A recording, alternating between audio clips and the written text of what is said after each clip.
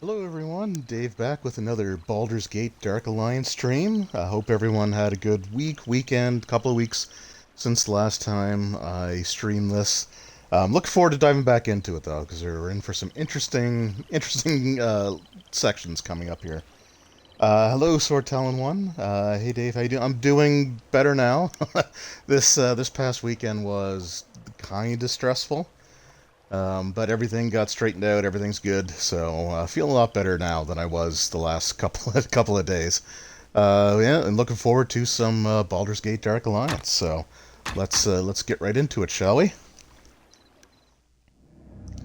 We're going back into the crypt with our Mace of Disruption, right? Like it's the Mace, not the Morningstar. Yeah. Okay. Yeah, my inventory's starting to get pretty full, so we'll see what happens next. So we are in level 2 of the crypt. So the first level we fought like skeletons and zombies. We're going to be doing a whole lot more of that. But we also had to solve this really difficult puzzle of putting like different colored vases of green, silver, and gold. There we go. I love that effect. Back on the pedestals, and now we're in the level 2. So the backstory, in case you're wondering, the local Baldur's Gate Thieves Guild sent one of their members to a location called Battle of Bones. And there he acquired this orb, which has been taken to the Temple of Ilmater. Ilmater is like the god of suffering in the Forgotten Realms. They're the basic tenets of the church is that like there's only that suffering is a finite resource. So if the priests take on as much suffering as they can, theoretically it means there's less of it for other people to have to endure.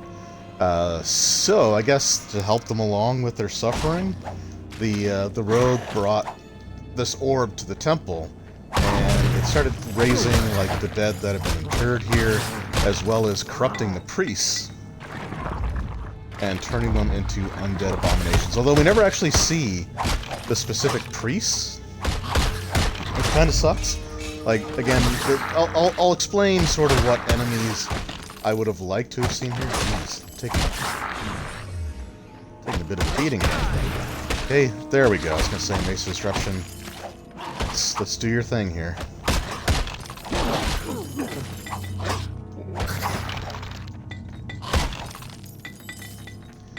Now, like the section of the adventure I actually really like. Hey, Kamikaze Kid.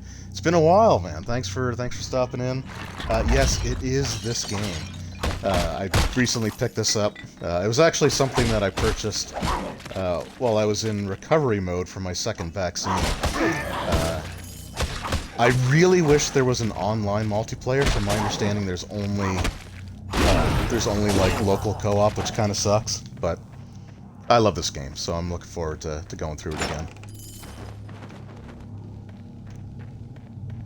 Anyway, we're getting closer and closer to the like. There's a lot of really cool bosses in this game, and we're about to fight one that is not that is not that.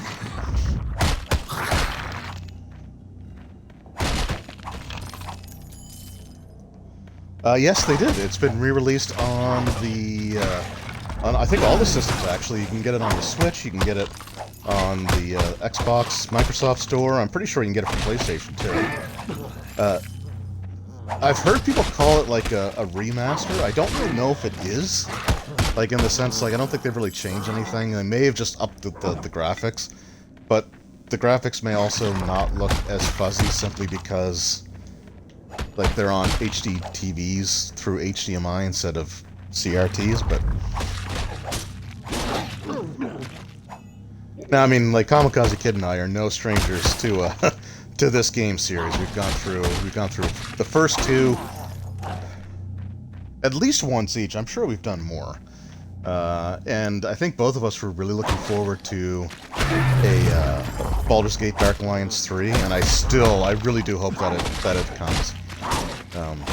Because it teased that like the ultimate villain of that game was going to be from Mulholland, and Mulholland is a location that's kind of personally significant to both of us. More so him. Well, I mean him for sure, but I was. It means a lot to me too. So many times, yeah, we've gone through quite a bit. Roll stats. Hey Dave, how's it going? Oh, it's going good. I don't know if you've missed the opening part of the stream or not, but had a bit of a rough weekend, but we're all good now. So.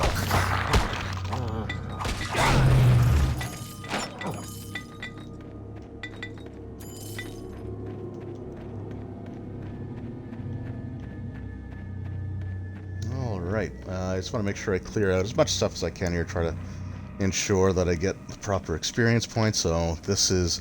So that, I believe, is progress.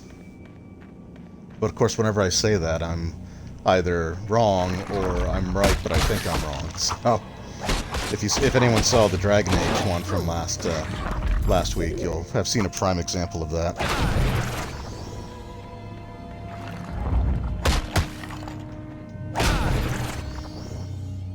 Okay, so another thing about like these zombies here. If they have no arms, they really can't do anything. So, okay, that was awesome. I'm glad that actually triggered, because that made that look way cooler than I could have ever hoped for. Yeah, 50-50 chance. So I am the king. Oh, there we see a zombie actually detach from his lower torso and crawl around. I am the king of getting a 50-50 chance and being wrong like 100% of the time instead of 50% of the time. I'm also really good at getting my butt kicked by these things. At least he tried, yeah. I mean, I appreciate his hustle. Alright, so I think we're gonna recall and sell some of the stuff off. Alright. Oh, we gotta go over. So, Bartley... I love Bartley. I wish he was, like, just in the whole game. I think he's the shopkeeper in Baldur's Gate Dark Alliance 2 as well? Or, no, maybe it's not him. Maybe somebody works for him. But anyway, his dialogue towards you actually changes based off of the section of the Act 1 that you're going through. We have many fine deals. That load was like, yeah, so the load times on the Xbox Series X are absolutely amazing. I couldn't be, like, yeah, like for the Dragon Age game, Dragon Age Origins, you don't really get to see any of the screens that pop up with, like, the heroic accomplishments or stuff like that. It just goes basically right to it. Alright, so sell. So he shouldn't tell me that I have the smell of the sewers on me anymore. Someone's skull or a helm to protect your own. You've come to the right place. Now I said he changes his dialogue. It's not all of his dialogue. If quality and price are your chief concerns, then look no farther. Okay, I'm going to sell a bunch of these off and buy the better ones.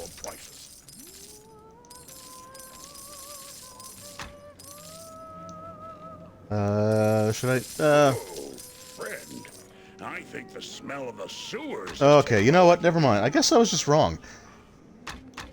Normally he would like hold out his arms and do like a little zombie thing there, talking about the undead. So nothing like being proven immediately wrong when I try to confidently say something.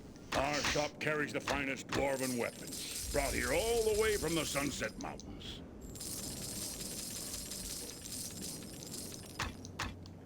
Okay, is there anything else I can drop? Okay, I think I'm actually going to sell some of these arrows, because I know I'm playing the archer, but I need to get more archer abilities before it's worth using the bow. So we're just going to sell a bunch of these arrows. We'll keep 58. There we go. That drops our weight down considerably. Yeah, okay, I get it. I was wrong. I thought you were going to be cool, but you're not. Did I sell my shield? Or is it just... Okay. He just doesn't have his equipment in here. It's been a while since I've actually played this, so I'm still relearning some of the subtleties about this.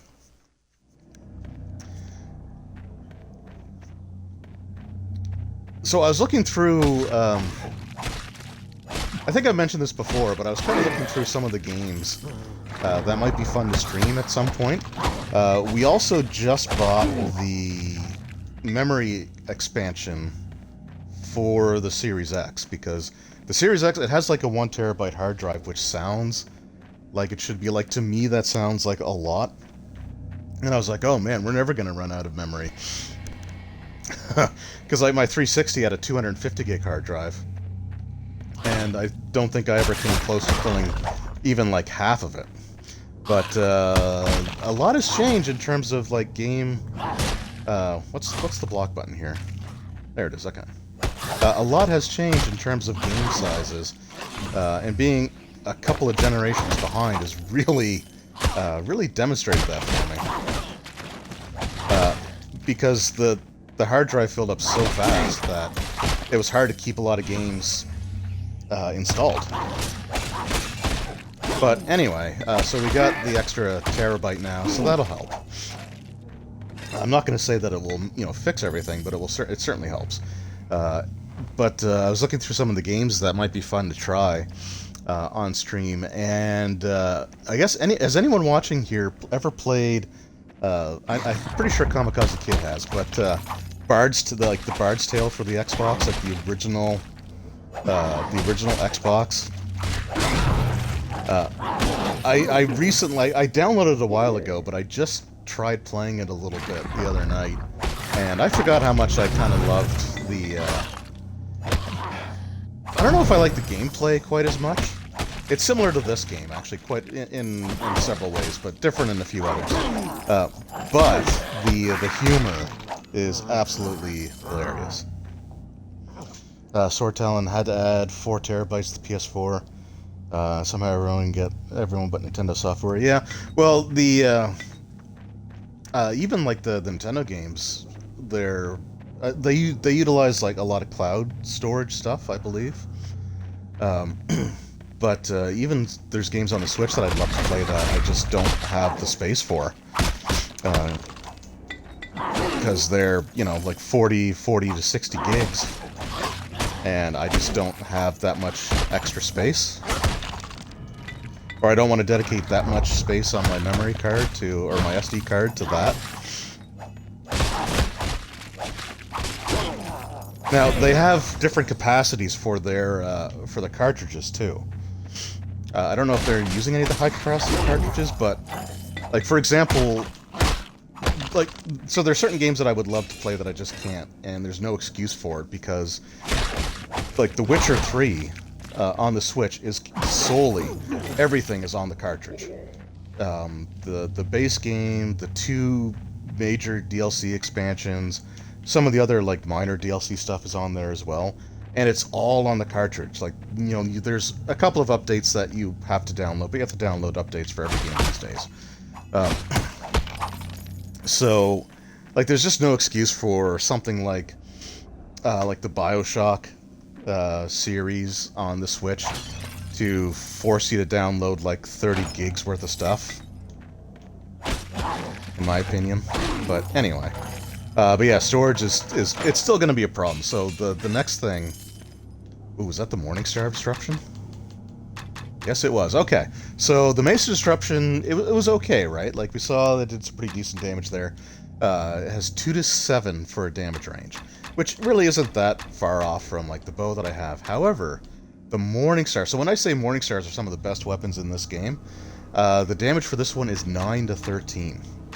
So the minimum damage is higher than my highest damage with the mace, and the maximum damage is almost double what the mace could do. So that is a good find. I'm glad we've got that.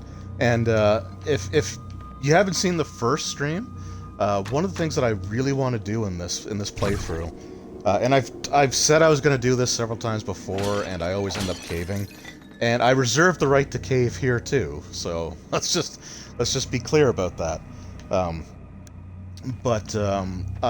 I'm trying to see how good of a job the game actually does providing you with equipment through loot.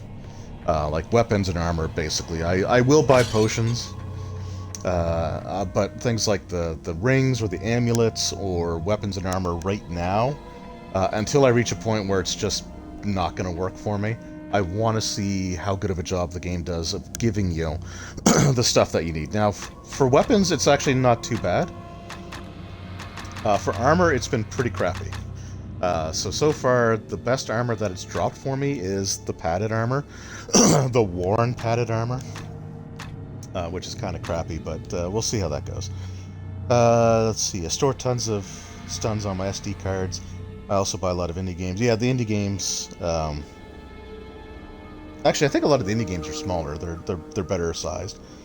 Reserve the right to cave equals spoiler for caving. I can't deny that. There's a very good chance. All right, so here we come on. So there's a lot of cool bosses in this game. We had the Bugbear Chieftain. There's some other stuff. Whoop, not this guy. This is not the boss.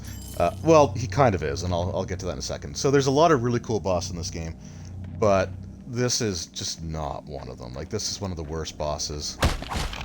I guess I might be... Hold on. I might be further away from him than I thought. Bear with me. Like I said, my memory of this game is not as good as it used to be.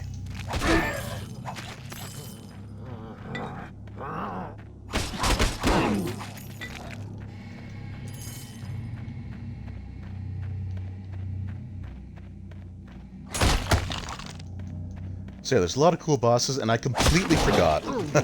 I completely forgot to look up the Dragon Magazine issue that featured the stat blocks, the 3.0 D&D stat blocks for this game.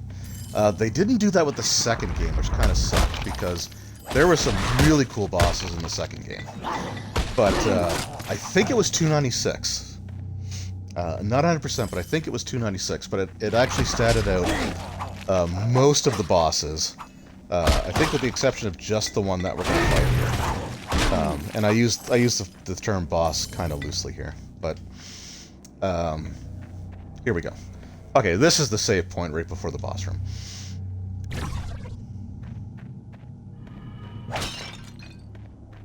Also, if you didn't see the first stream, so this game, one of the selling points that is on, if you go to like the Microsoft store and it gives you like some of the marketing points, it says that this game is based off of the 3rd edition Dungeons and Dragons rules.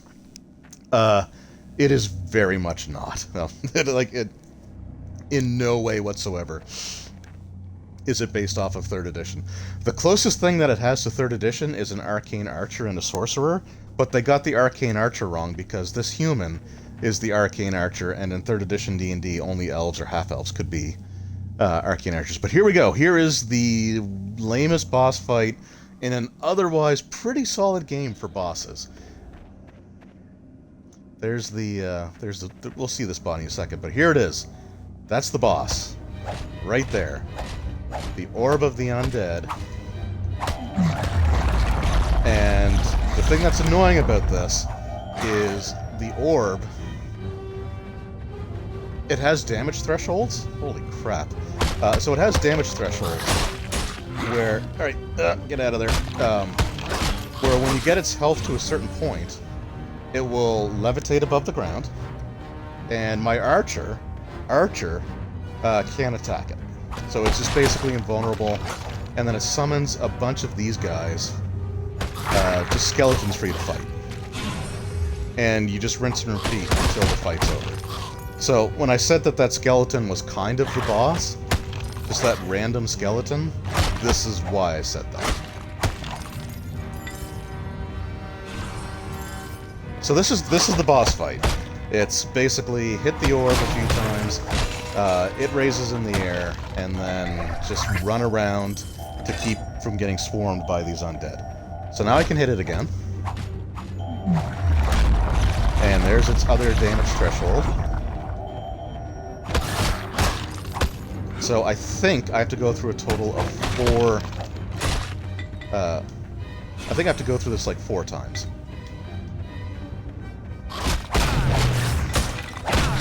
Now, the Mace of Disruption helps, especially when it activates more frequently. There we go.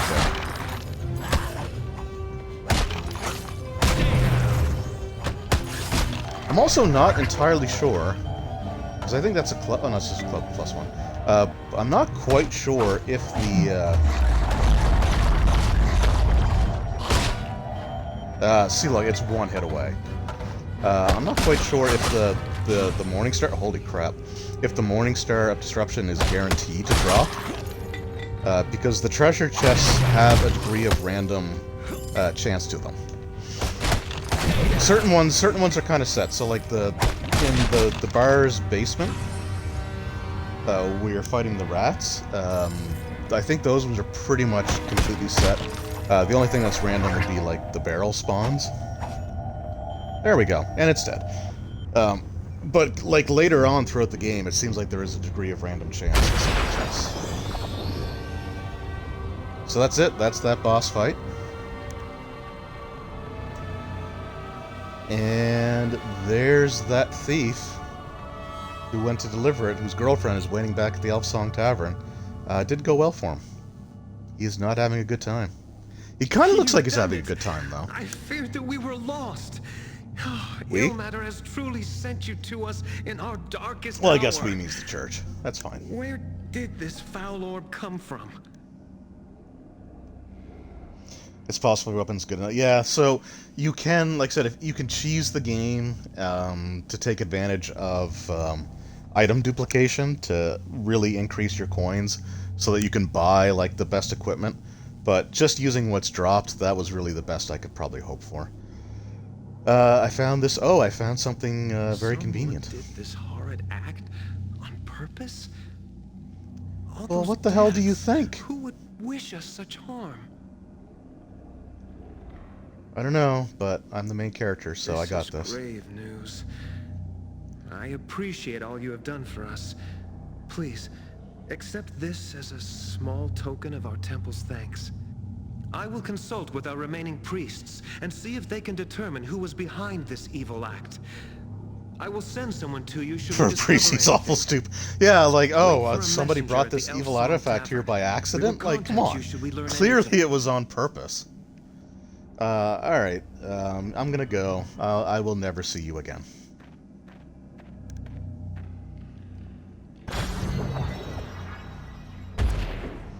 Okay, so we got another level up. So yeah, so again, for it saying that it is D&D 3rd edition rules, let's go to the level up system once I just make sure I picked up everything here.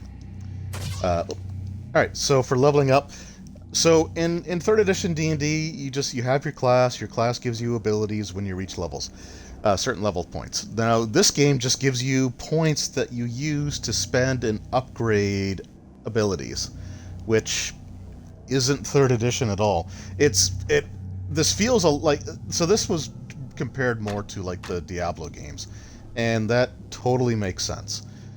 Because it feels like a Diablo clone, and that's not a bad thing. It's still a great game, but to say that it's based off of 3rd edition D&D is just wrong. It's just a lie.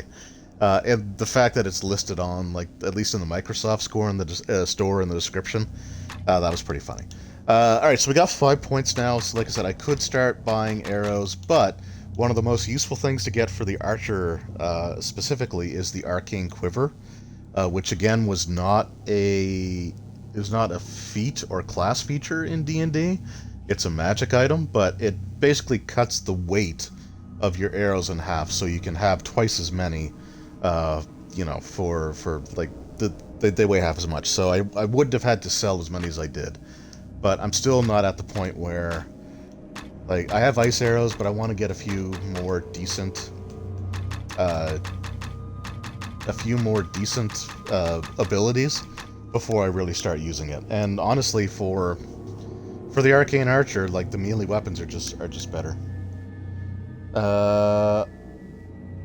Yeah. So, speaking of, so in the comments, Kamikaze Kid just said that KOTOR is more 3E than this, and that is 100% true. I was going to save talking about that for this Friday, actually, when I start my Knights of the Old Republic stream series.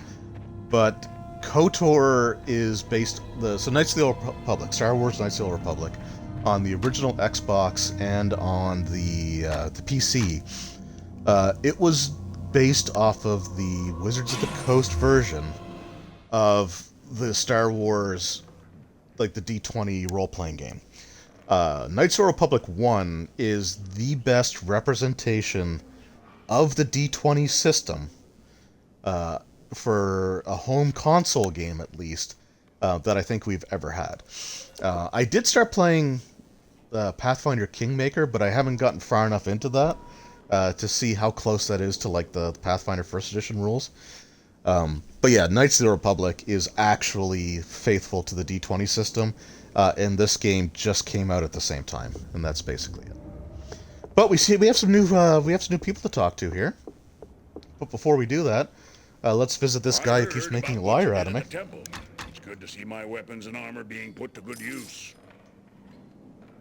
Oh yeah, okay, so I guess it's after you finish something he actually will start talking about it.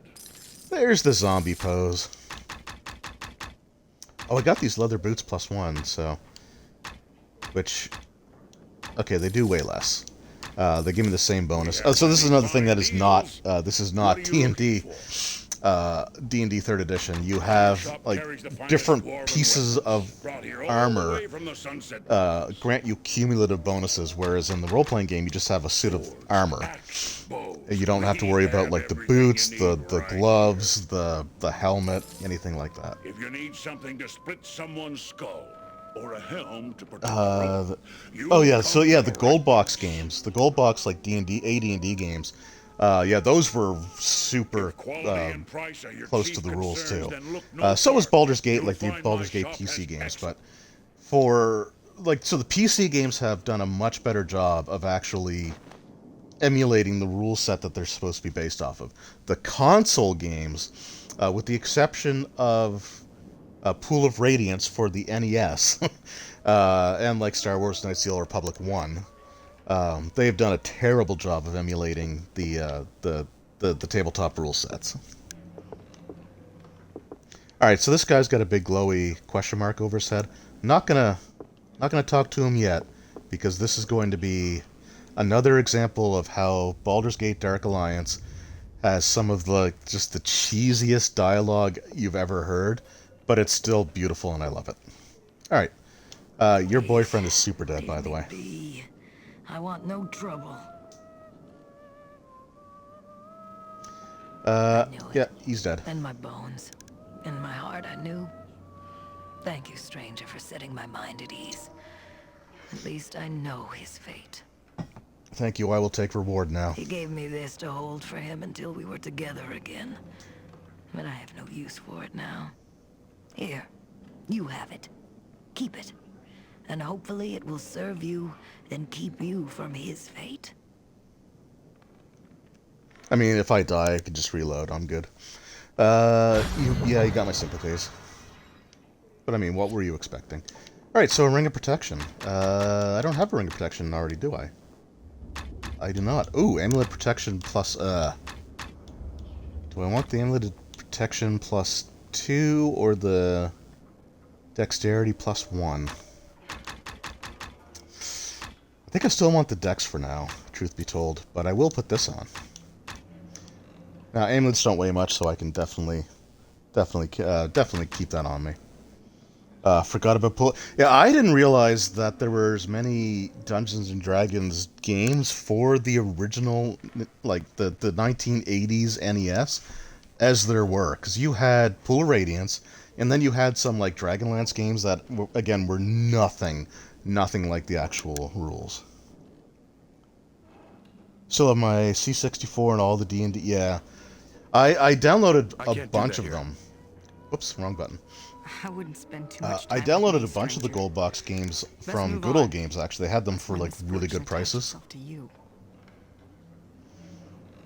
Oh yeah, she's kind of upset because her caravan got raided by these thieves. Surely you've heard of the thieves plaguing Baldur's Gate?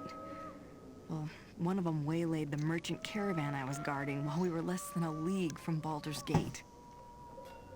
That's unfortunate. They came upon us in the night, slaughtered several guards, and made off with most of the caravan's goods, including a box of rare spices from I was hoping that I could track down the thieves and set the matter right by at least recovering the box of spices. But since coming to the city, I've had no luck tracking down their guild. Well, it's because the thieves are becoming more bold with each passing day. You're kind, stranger, but I fear that you'll have as little luck as I've had. Carry my best wishes with you in any event. Okie dokes. Alright, so here we go. We're gonna talk to this guy, and I believe this dialogue is one of those things where you kind of wish there was like a fade to black partway through, and I'll explain what I mean there in a second. Well met, adventurer. Ethan has told me of how you rescued him in the sewers, and I have already heard of your bravery in the Shrine of Suffering. I decided that I would see this hero for myself. I am not disappointed. I hope you shall not disappoint me.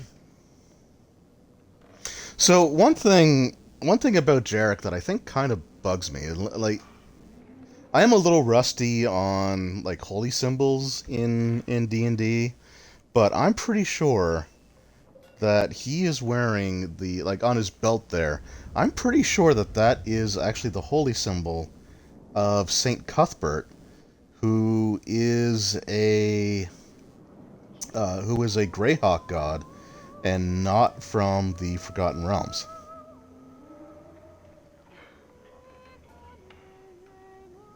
So, like, I don't know. I mean, I know that there's, like, planar travel and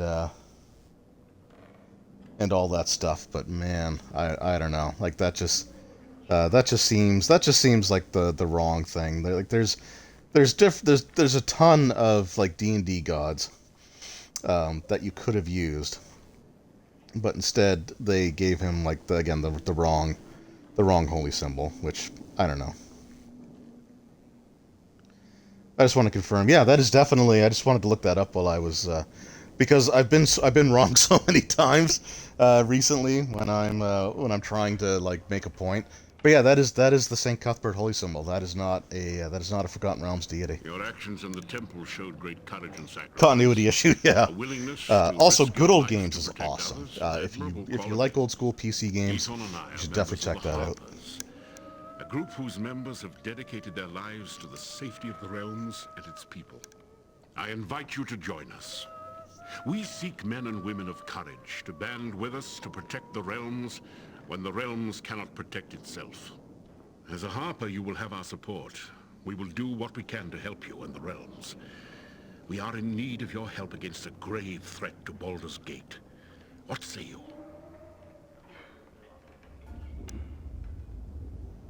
The 50-50 worked in my favor this time, yeah.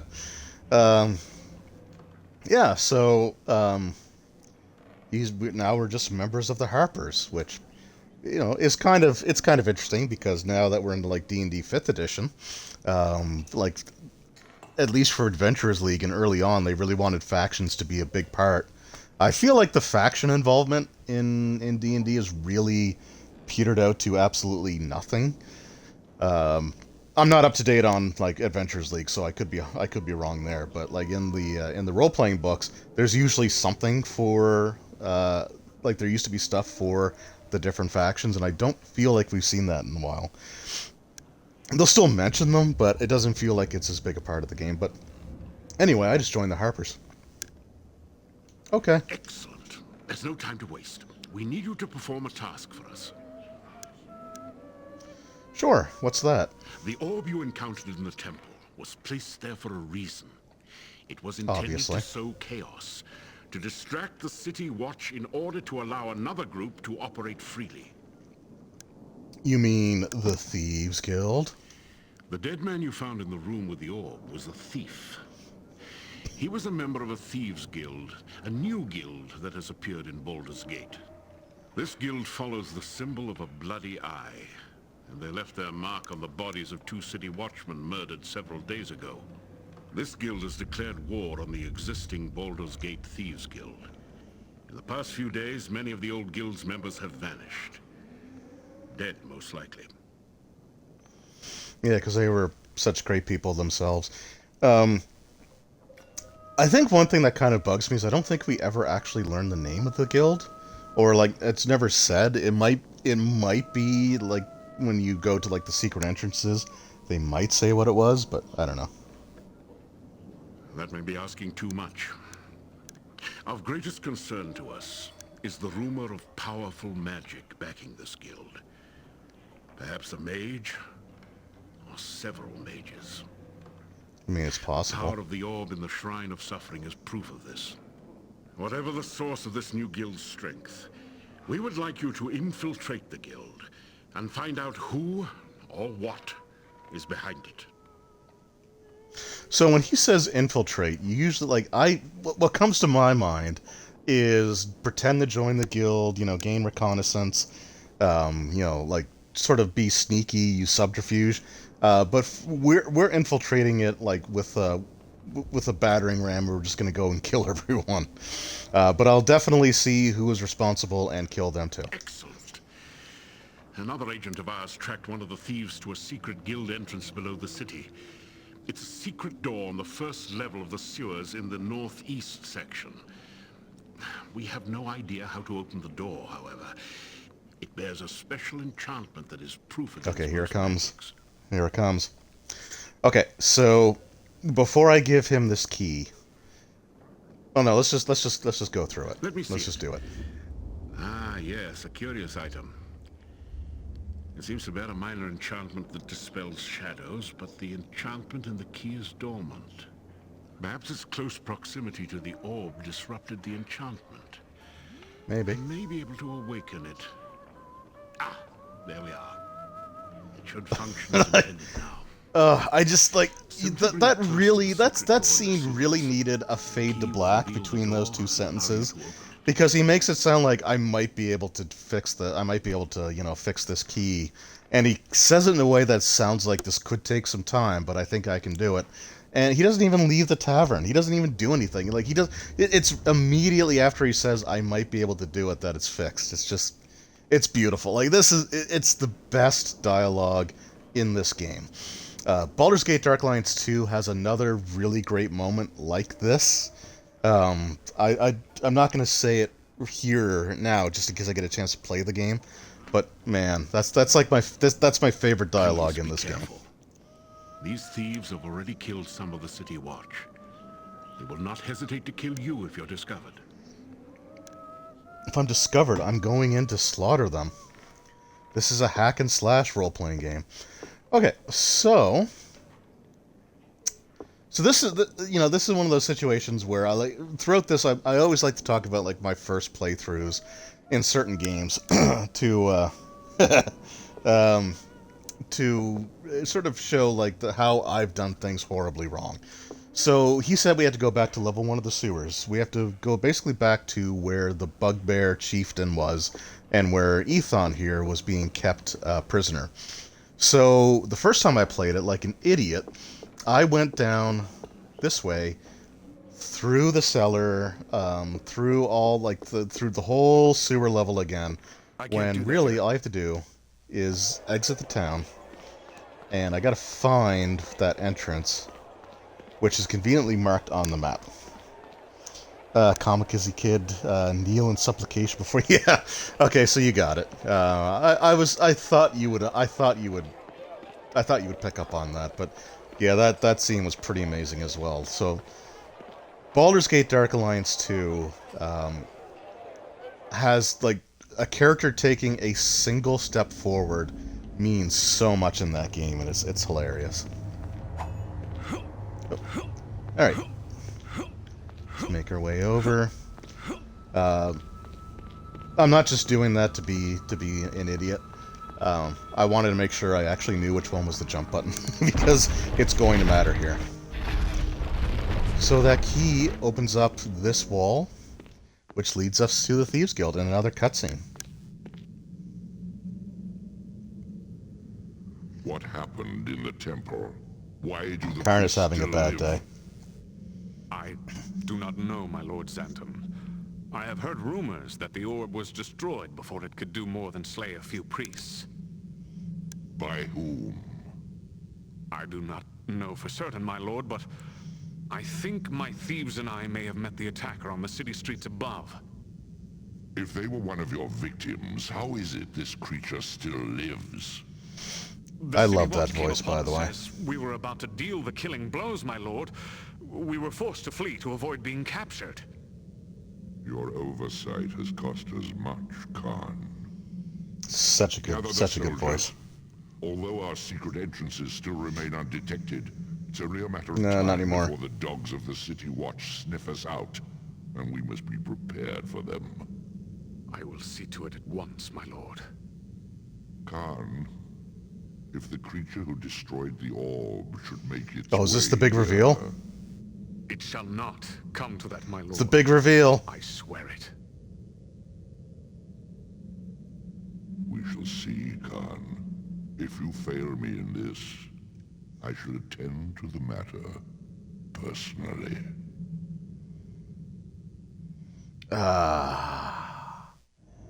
So it's a beholder leading a Thieves Guild, and this is totally not ripping off Xanathar, people, okay? I know what you're thinking, but this is wholly unique. Although this guy's name is Xantum, and that is very close to Xanathar. But,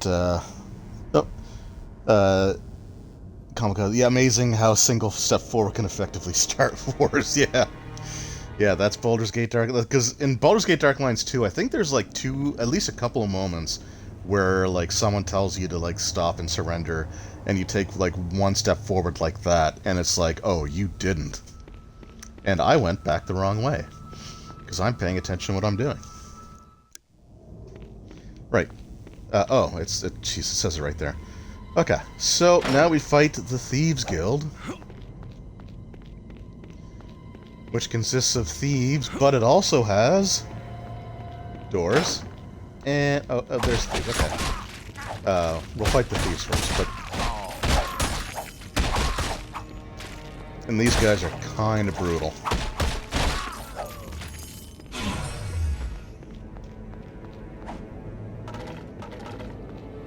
It's regular club, not interested in that. Rusty hand axe, not interested in that. But yeah, so there's the human thieves, which all dual-wield daggers, and then there's also kobolds, which we fought at the very beginning when we were going through the sewers.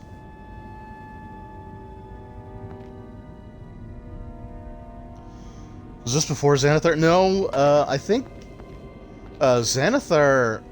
So, I guess my understanding of the lore is that I want to say Xanathar might be a title and not necessarily... Here's a secret entrance, by the way, which was mentioned as being undiscovered. So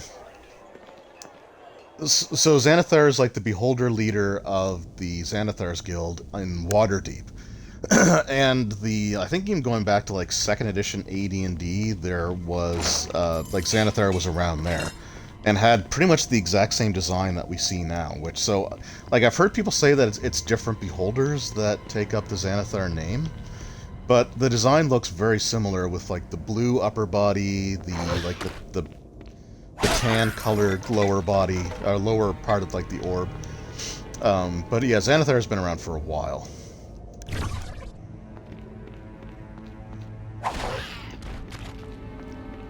Alright, come on. Come on. Just deal with it. Accept your fate. So, ranged ranged enemies that like to either throw spears, or, like, use crossbows or bows, they don't like being in melee, which makes sense, right? Because nobody likes being in melee when they're archers. So they will just keep like, running away from you. It gets kind of annoying sometimes to track them down. Worn staff, not worth it.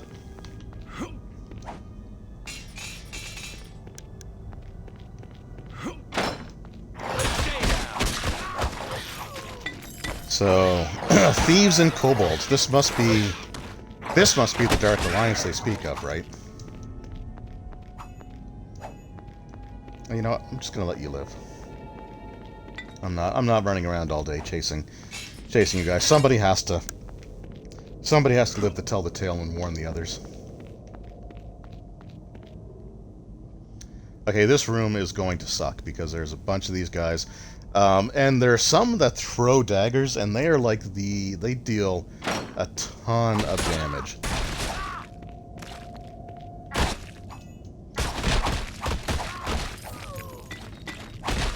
Those weren't even the dagger throwing guys, and I'm already... Come on. Also seem like ridiculously... Whoops, wrong button. Ridiculously tough, too. Warhammer, meh. I don't think the dagger... Oh, maybe the dagger throwing guys aren't in this room. They might be on the other side of it.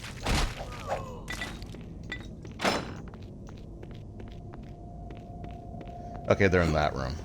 But, is there anything in here I can interact with?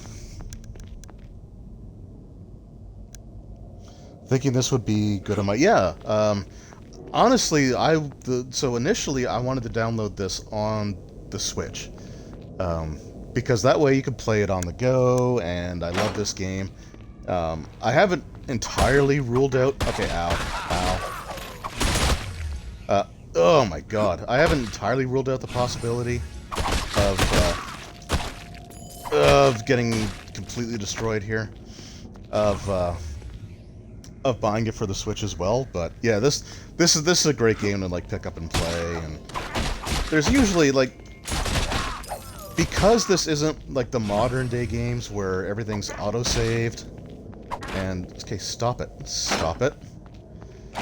Like where it's auto-saves and the autosave icon is like semi-transparent, and is like 3 pixels high, and in like the bottom corner furthest away from the action of the game. So it's pretty easy for you to choose when to stop, like when to put, you know, save, quit, and put it away. But yeah, the dagger throwing guys are brutal. And I mentioned this in the first stream as well, and I will definitely say it again here as well. I said as well twice in one sentence, and that was really bad. Like, healing potions aren't instantaneous. So if you can see, like, my red meter's about halfway. If I hit the potion button, it'll fill up, but if you take damage while it's filling up, it will still take from whatever health you have left. So if you're playing this game for the first time, the one thing that I really recommend is never let your health get much below half before you really start hammering the potion button. So again, I think that's progress, I'm gonna say, because there is a save icon on the other side. I think this is just single room. Ah, you jerk. I didn't see you. You did a good job of fighting.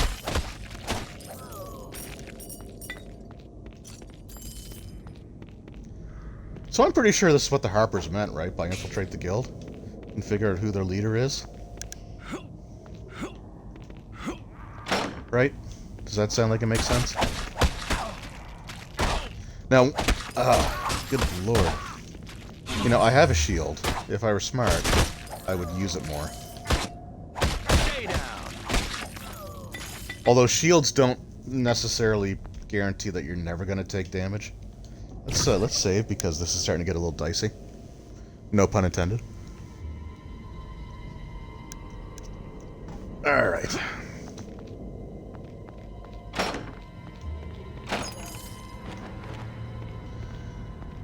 So yeah, another suit of just worn padded armor. Like, the game is not giving me armor. I'm good on weapons for now, like this Mace of Disruption, or Morningstar Disruption. Oh. So, okay, this is kind of a cool inclusion. So here we have gas spores. You're gonna take it? Yeah, I plan on taking on that beholder. So we have 2 bosses back to back that can be described as orb-shaped. And you have one of the dumbest boss fights. You have the dumbest boss fights in the game, followed by one of the coolest boss fights in the game. So with these gas spores, by the way, they really are gas spores. So if they get too close, see if I can just pull the one here. He will actually erupt and emit that, like, poison gas cloud. Now, it gets really bad if there's a whole bunch of them, because, like, they die to a single hit. But, if you get swarmed by them, a bunch of them can just burst and emit those spores, and deal tons of damage to you. Ooh, a shortbow +1. We will... Oops. We will equip that for use later. And some emeralds and rubies. Emeralds and rubies, by the way, are like... If you ever plan on doing the item duplication, gems are the best way to do it. Oh, dang it. Who puts a lit explosive inside of a chest? Hit him and move. Yeah, so this is where the archer's bow comes in really handy, actually. But first, let's recall back to the tavern. Because we just found a gosh dang box of spices. I wouldn't spend too much time with me, stranger. Best move on, lest my misfortune attach itself to you. Alright, look, I'm not going to get in the way of you listening to my chemical romance. Here, just take this box of spices. You found them. You have my thanks, stranger. Please, take this as payment. It's the least I can give you for returning the spices to me. I mean, the least you can give is technically nothing, but I'll take something. I'm carrying too much. Whoops, alright. That's good to know. I'm glad I came back. Alright, Bartley. Word is you're taking on that new Thieves Guild friend. Watch your back. And maybe get some armor for it, too. Man, this guy knows all about, like, how to advertise. But, like, so this time he actually, like, says what I'm doing as I'm doing it. I swear, he just wanted to make me look like an idiot. Which is not that hard to do. It's not like he needs help.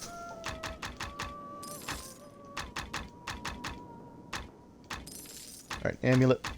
Ring of Intellect. What does intelligence do for me? Which, again, is not, like, the D&D thing.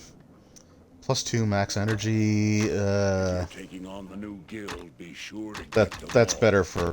Oddly enough, and again, inaccurate to D&D, the intelligence amulet is better for the sorceress, and I'm not playing sorceress. So, we're gonna sell it. Oh, actually, I can wear 2 rings, can't I? Can't I? Nope, sorry, Bartley. Right? 2 rings? Yeah, okay, I can wear 2 rings. I'll do it. There we go. Word is you're taking on that new Thieves Guild friend. I sure am. Watch your back. And maybe get some armor for it, too. Okay, I got 158 arrows. That's pretty good. Oh, actually, I meant to... Damn it, I meant to sell that shield. You're taking on that new Thieves Guild friend. Yeah, okay, I mean... It's a good ad, but it's getting repetitive. What is this, like, ads on YouTube? Alright, let's go back. Alright, so to change weapons... Okay, yeah, it's just left or right on the D-pad, and I can switch my... I only have the one archer ability, but I can switch those with that. Alright, cool. So I'm pretty sure we fight a lot more of those gas spores later on. So I think there's 2 or 3 levels to this Thieves Guild. I think there's 3, and then like the boss room. But one of the floors is basically just a gauntlet of stuff. It's like a greatest hits of what you've encountered so far. Okay, +1 shield, help me.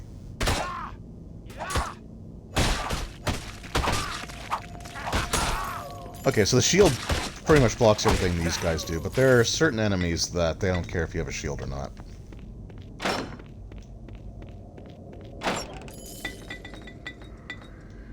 Recall potions. I don't really need that many. I mean, technically you only ever need 1. Just tell the whole... Yeah. Yeah, he is kind of like using the fact that I'm doing something super dangerous to shill his goods, isn't he? I wonder if he actually works for him. They seem kind of prepared for me. Alright, so yeah, so I think level 3 has... Level 3 might have the gauntlet. Anyway, this level sucks. Not because of the things you fight, but because... I mean, there's a ton of these, like, fireball traps. Which, you know, it's a Thieves Guild. It makes sense. But there's also another element. Just a second. So you gotta be patient, but they also introduce platforming. So I'm gonna save after every single one of these obstacles. Now, in single player, this part isn't so bad, but if you're playing... Okay, fireball stuff, relax, I'm already past it. But if you're playing two-player, this part's a frickin' nightmare. So usually, whatever happens when we used to play this two-player is one of us would die, and then the other would just get past all of this. Because in two-player mode, you automatically resurrect a dead character when you get to a save point. Alright, so this is why I tested out that jump button. So I jump. It's not just that I have to jump from platform to platform, it's that the platforms will also, like, fall once I jump on them. So, see, it blinks. So that part's not so bad. And there are save points, like, everywhere on this section, because I think they knew. Especially, like, multiplayer. But this part is the one that kind of killed it for two players, because when you jump on these here, it's not just the one that you jump on that will fall, but like certain ones around them will fall. It's almost like a Minesweeper kind of thing. So, here we go. And I screwed it up. Yeah. And that's how easy it can happen. Oh, and I got an achievement. I got an achievement for dying. And that is why we load. That is why we save on every single one of these.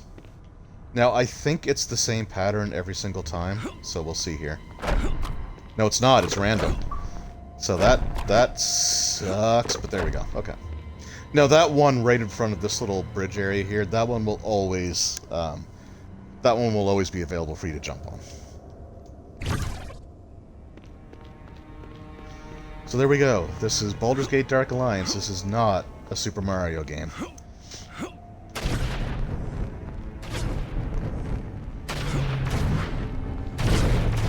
And more fireball traps. A little bit later, like now that we know that we're fighting a beholder, there are some like rotating eye traps that, they're rotating orbs, but they fire these like little balls of energy, and if they hit you, it's just instant incineration. Okay, guys, just relax, okay? I know you're all looking for that promotion.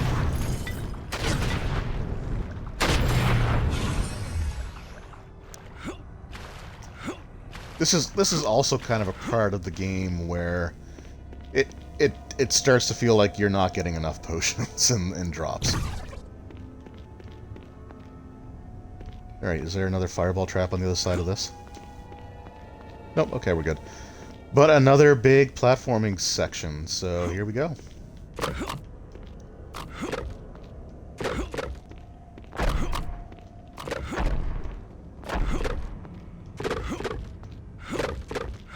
And then the one in front. Okay, here's the gauntlet. I'm probably going to die here too, actually, because these spiders do a ton, and they're ganging up on me. That's not so bad so far. Nope, okay. Also, they're gross and I hate them.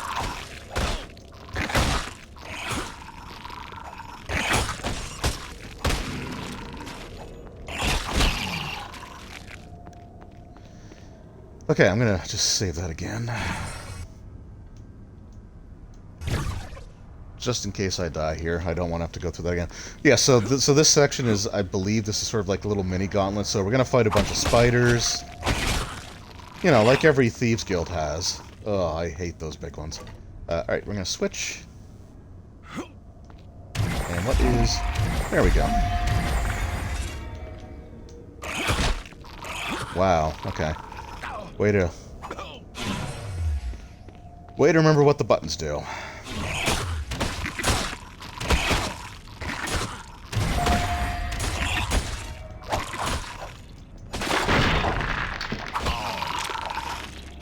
Okay, that was satisfying. I don't have the energy. Whoops. Wow, that did not last very long. So the big ones can poison you, in case you haven't noticed that. The little ones don't.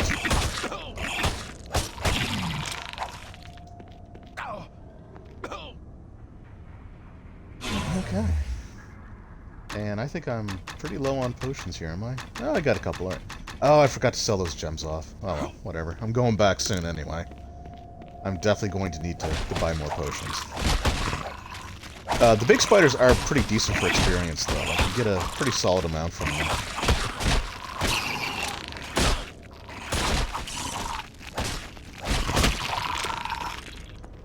Alright, so that was the spider section. Are there any more, or are we on to... So there's like spiders and rats and... No, stone spiders, okay.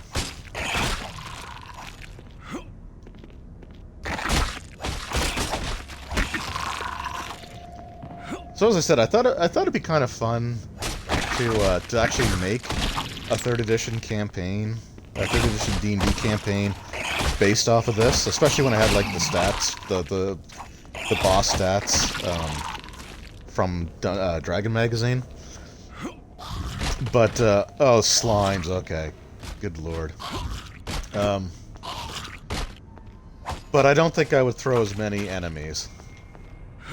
Obviously, because like the tabletop game, if all you do is like fight, it's really boring, right? And the story is okay, you know, for this, you know, it is what it is for like this style of game. It's on par with pretty much any of them from this era.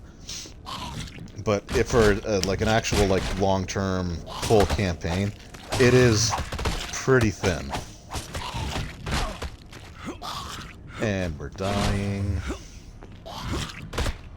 because those green oozes are broken for how much damage they do.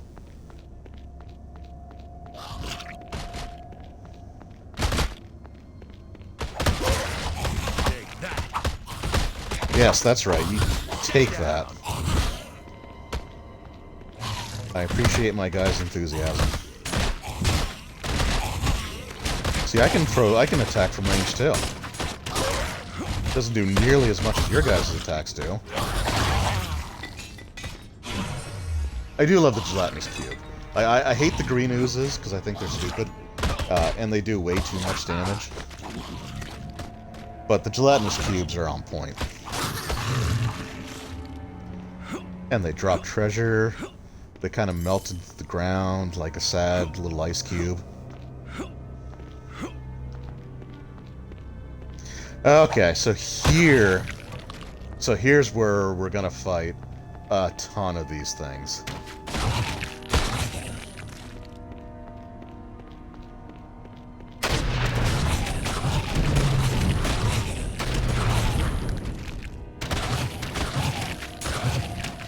And this is it, yeah, so this is where having the bow comes in pretty handy. I think that's actually all of them. My memories of that section really have more than that, but I guess that was it. And then we're back to spiders because why not, right? What's a fantasy RPG without giant spiders, and then even gianter spiders?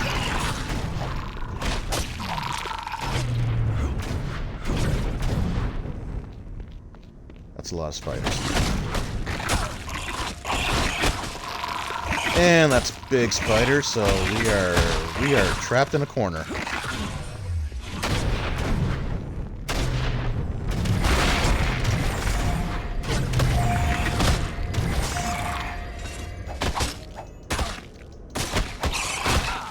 Okay, just do me a favor. Do me a favor and die.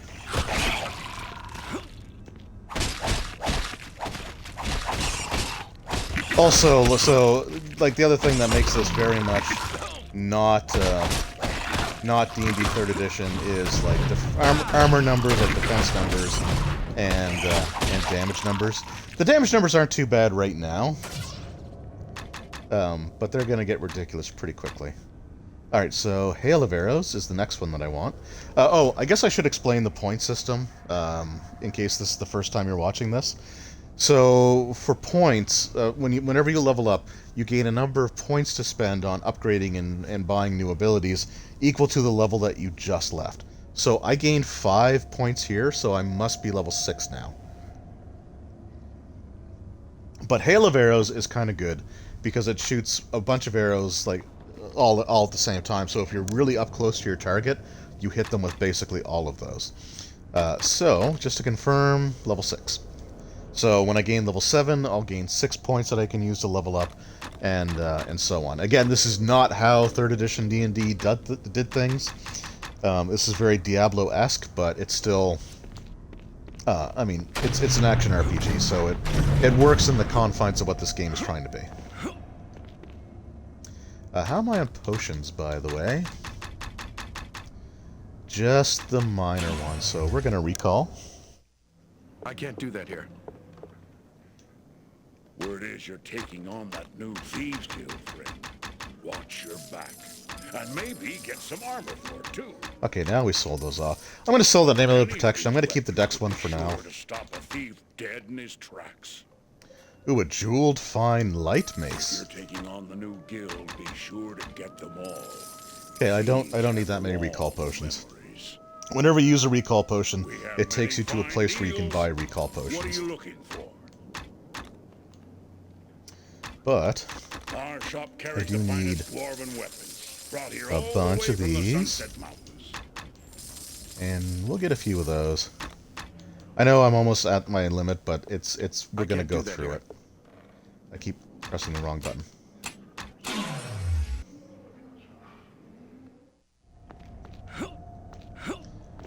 Alright, so I think we're about to come... Oh, here's where we start fighting the rats. So you see little small, tiny rats on the screen there, and you can actually step on them and kill them, which is kind of mean, but it's a neat little detail, especially for a game that came out in like 2003.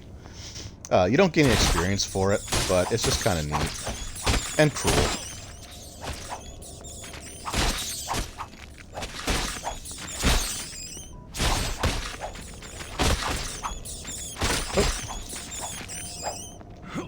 And okay, hold on. Just forgot to put my phone on mute, so we're gonna do that right now.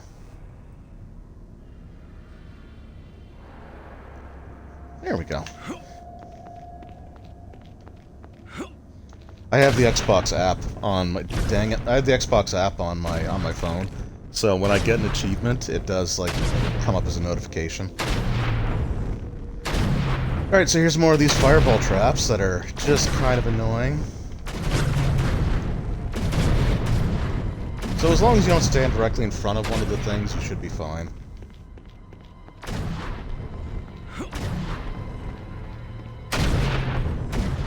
Okay, that one I didn't see. So they do a lot of damage. As you can see, I just took one hit there. Ow. And save. Alright.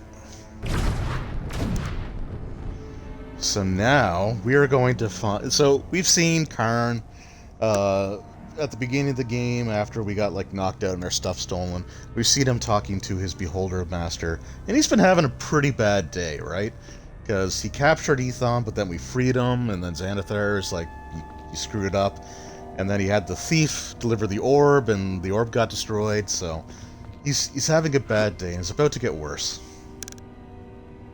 So, you've come all this way to think I missed the chance to kill you when we first met. So also, what's interesting in this game is that Karn's face has a metallic texture similar to his helmet. Like if you look, I mean, maybe that's part of the helmet. I've only ever seen this on like a CRT back in the day, so it looked kind of fuzzy, but it almost looks like his face is metallic, especially like underneath the nose and around the eyes. But anyway.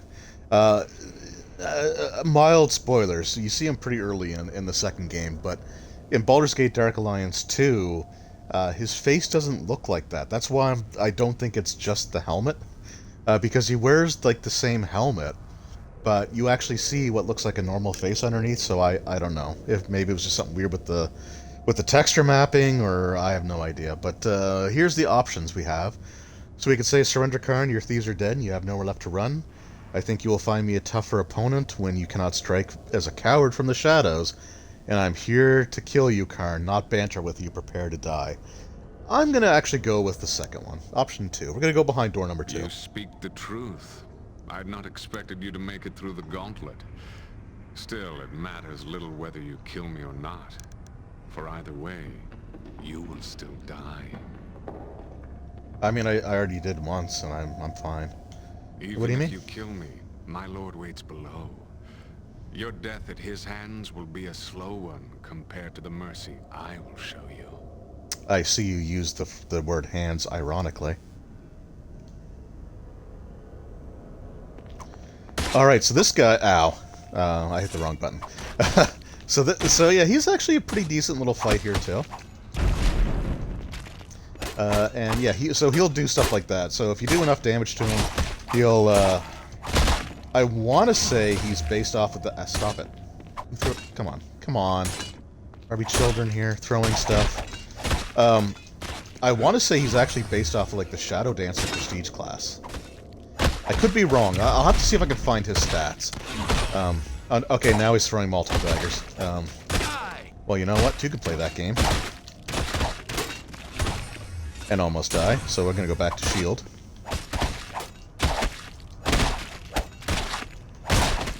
I mean, it's not the most exciting fight in the world. But he does, like I said, he can do a lot of damage with those throwing daggers. And honestly, I mean, as much as we want to pretend that D&D combat's like super epic, you know, with like, you know, parrying, dodging, rolling around, you know, hitting the enemy from behind, it really feels a lot like this. So this section does capture the feel of I roll my attack and then do damage, and then you roll your attack and do damage. But there's also something Karn can do here. Let's see if he does it.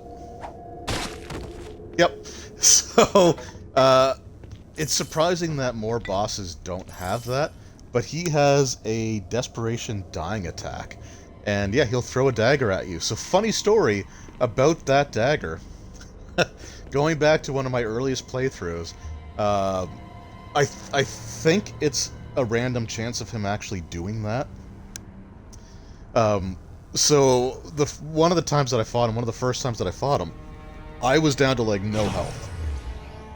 And I was out of potions. But I killed him, so I was like, oh man, that's awesome, I got him. And I wasn't paying attention. He sat up, threw the dagger at me, and it killed me, so I had to do the boss fight over again. So that can happen. So, you know, when you fight him, if this is your first time, either after you kill him, put up your shield, or make sure that you've healed.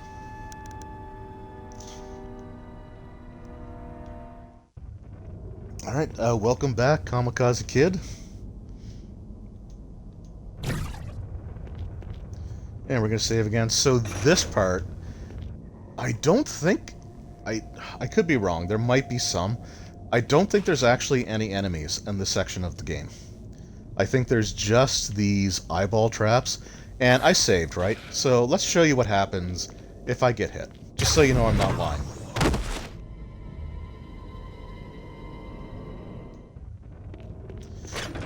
So what you have to do, there's going to be a few of these.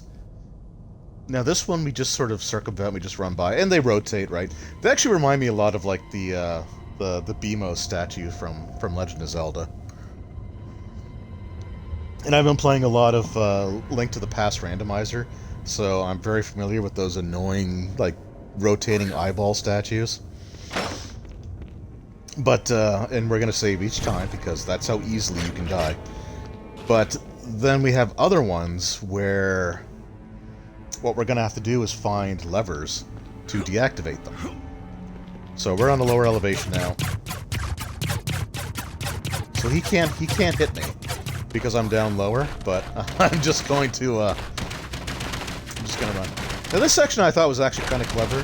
You only have the 3 stairs up. I don't think you can jump over them. And you have the arrow traps aimed directly at the stairs. Like, that seems like something a pretty decently smart villain would actually do. But then you also have these statues in the way that block like half of the arrows going sideways, so, you know, he was intelligent one way, but, you know, kind of not the other. Alright, so here we've got the eyeballs and the levers. So, the eyeball trap, the lever that's closest to it, deactivates the one furthest from it. So this one here will deactivate that guy over there. And also, and you have to get these levers because it unseals the door. Oh, that didn't deactivate him. Okay, it just opened the door. Okay.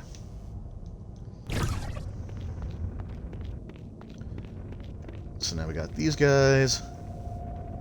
And again, sort of intelligently, the lever is out in the open here. So you have to technically get in its point of view in order to deactivate the trap. So that actually kind of makes sense. So for this guy, we're just going to sneak in behind here. Okay, that one deactivated him. Now this one's fun. Because you have to, first of all, we're going to save. Because you actually have to hit all of these levers. So basically, you just kind of follow him as he's rotating.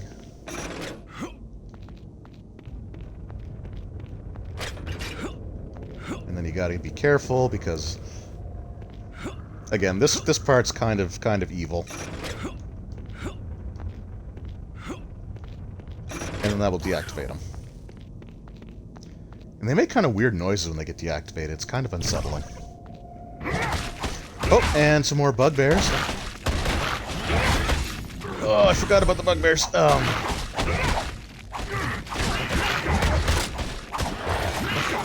Okay, alright. Yeah. Okay, the hail of arrows works better than my bow is better. Oh, alright, that wasn't so bad.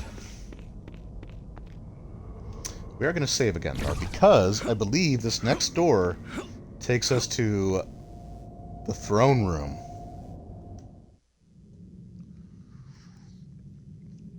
And I went to take a drink of my tea during the loading, and even though we had this conversation earlier about how fast the loading speed is, it caught me off guard. So here we go. My favorite D&D monster of all time, and probably my favorite boss fight in this game. And this could be really brutal. So, you are the stranger that Khan spoke of. You humanoids all look alike to me, weak and fragile. Oh, come on, Khan man. should have killed you when he had the chance. Yeah, but he didn't. And he'll never have the chance because I killed him. It is no matter.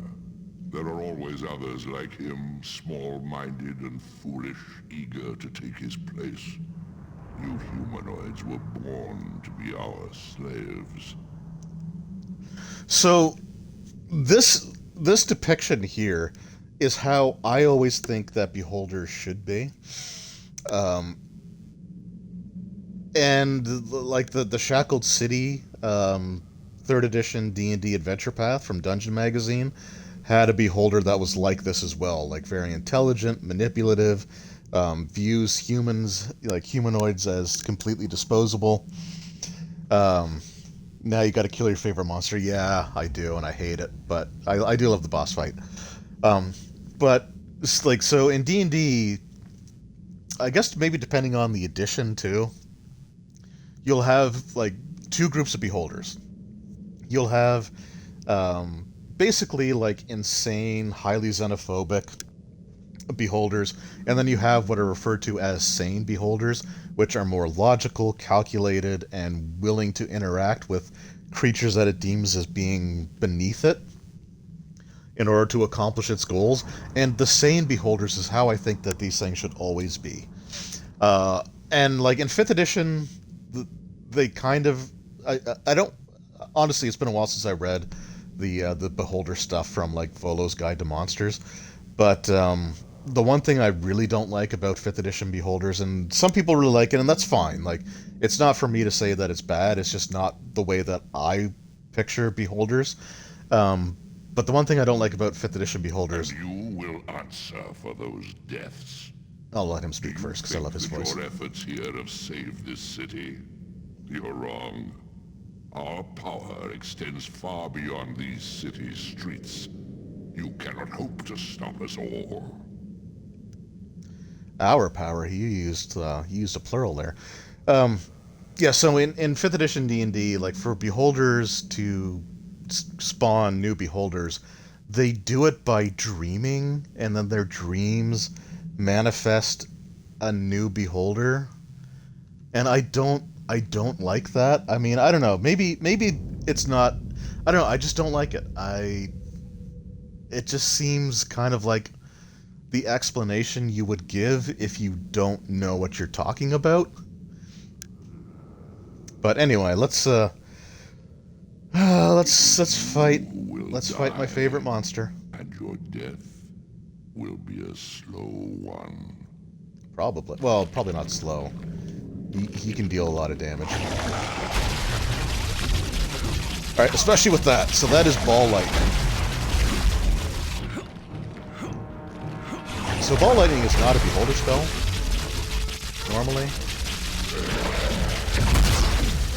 Why am I not... Oops.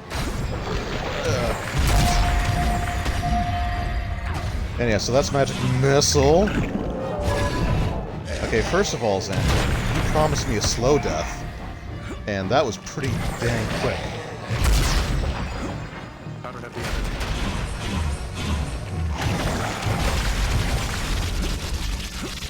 So remember when I said we'd go for those potions?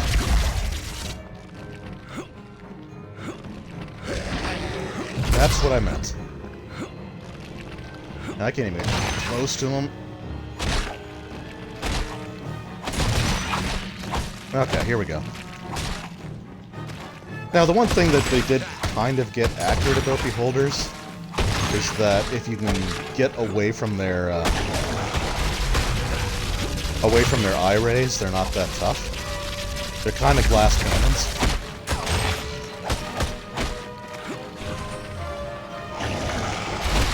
So we almost got him. Almost got him. I think we're good now. We're good.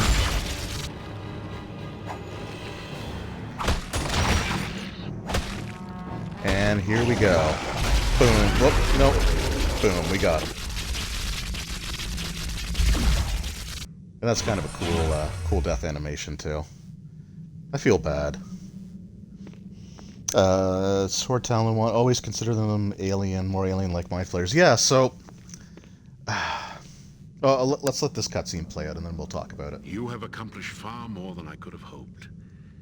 Truly, the Harpers are blessed to have you among our number. You have my thanks, and the thanks of all of Baldur's Gate. These maps on the wall. Baldur's Gate, the Sunset Mountains, the Marsh of Kalimba. It is as I feared. The evil that has risen in Baldur's Gate is only part of a greater evil. These three locations are tied, though I know not how. Oh, this gate worries me. This beholder and his legions were able to use it to enter Baldur's Gate without being detected. It seems this gate is tied to the Sunset Mountains. A further cause for worry. We've heard I wonder how he rumors from knows the all Sunset that. Mountains over the past few weeks. But the agent we sent to investigate the rumors has not returned. I now fear for his life. Please, I must ask you to head through the gate and see what has happened in the Sunset Mountains. Other creatures may have arrived there, and if so, we must know their strength before taking action. You have already accomplished much, and we are grateful. Please, here is some gold and items that may aid you on your mission. Use them wisely. I must go and tell the dukes of the city what has been discovered here. Please rest and prepare yourself before heading through the gate. There's no telling what waits on the other side.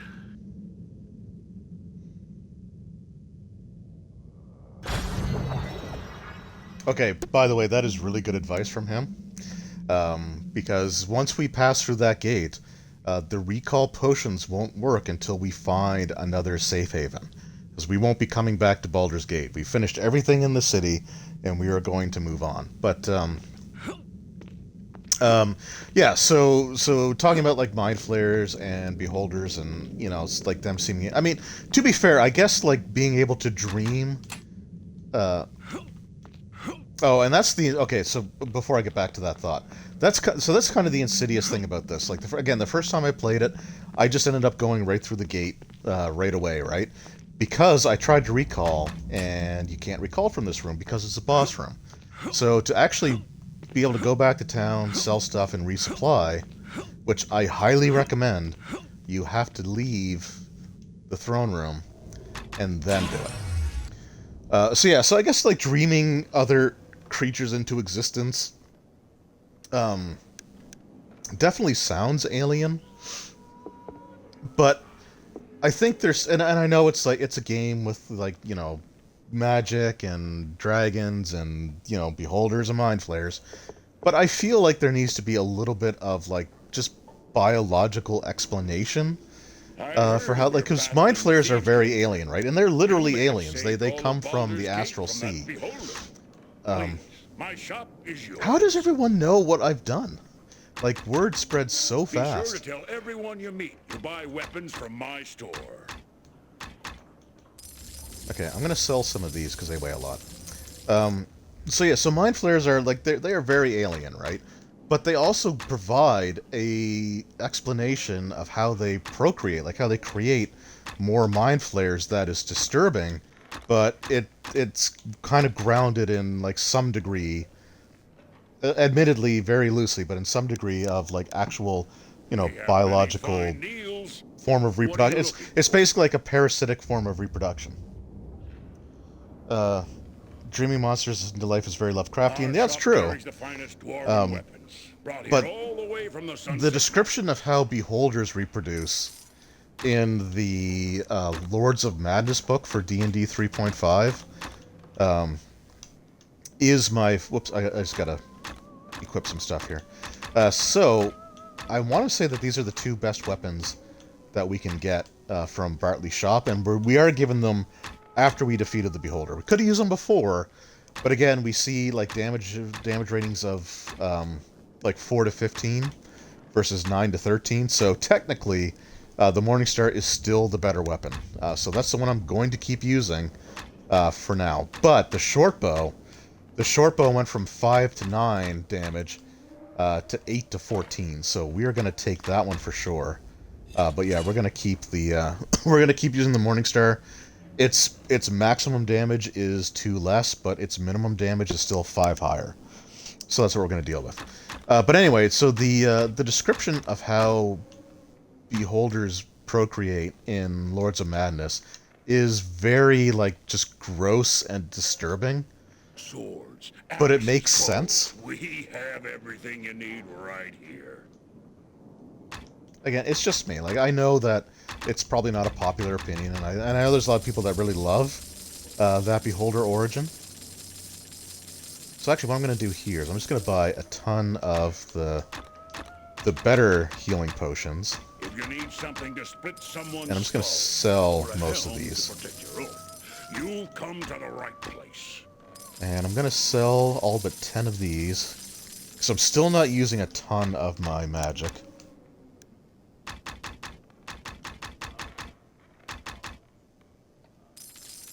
We'll go down to 5 of those. Because those weigh more than a pound each. And I want to get... We're going to go with 1, 2, 3. Okay, cool. So I should have 50 of those now, right? Alright. That should do me.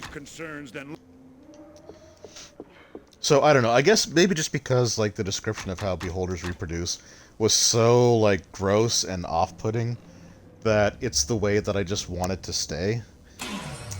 Versus the whole dream thing.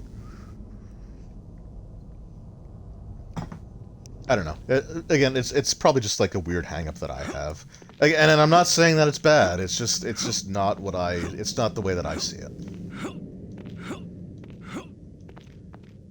Oh, I'm sorry. Although to be fair, the description of how beholders reproduce in the 3rd edition book might not make it past like the editor's table in today's culture.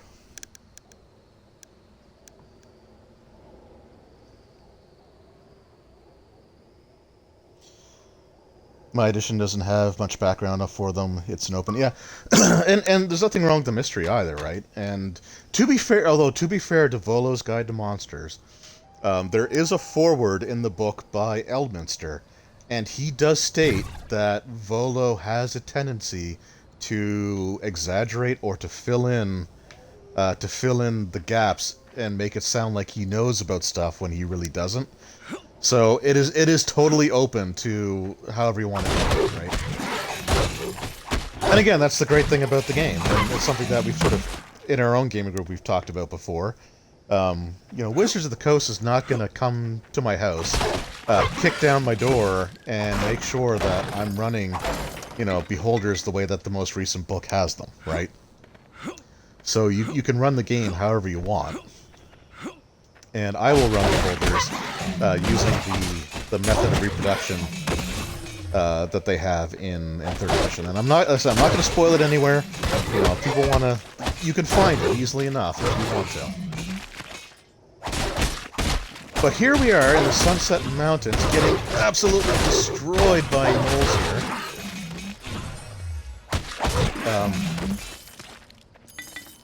Now there are potions, like there's no potions that you can find here, but there's not necessarily a ton of them either.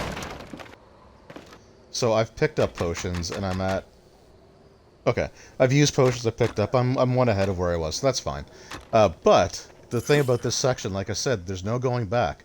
So if I go to recall, I can't. So make sure you stock up. Because you got to go a little bit. You don't have to go like super far, but there's still enough stuff that you have to do before you can actually get to a place that you can recall to. That you want to make sure that you've got plenty of healing to get you there. That's Beholders. There, yeah, Beholders probably shouldn't be trusted. All right. Let's see here. So, yeah, I'm actually going to take a thing of toughness here. Intestinal fortitude, health regeneration, that's probably a good one to have. Combat reflexes. Yeah, so combat reflexes in 3rd edition is a feat that lets you make multiple attacks of opportunity in a round based on your dex modifier. In this game, it gives you a slightly higher attack rate. So we're going to take that too. Alright, and here we fight some Chewbacca's. I'm assuming, like, Yeti? Sasquatch? No, they can't, I guess they can't be Yeti, because Yeti are the... Oh, God. Yeti is like the mountain, well, the snow, typically.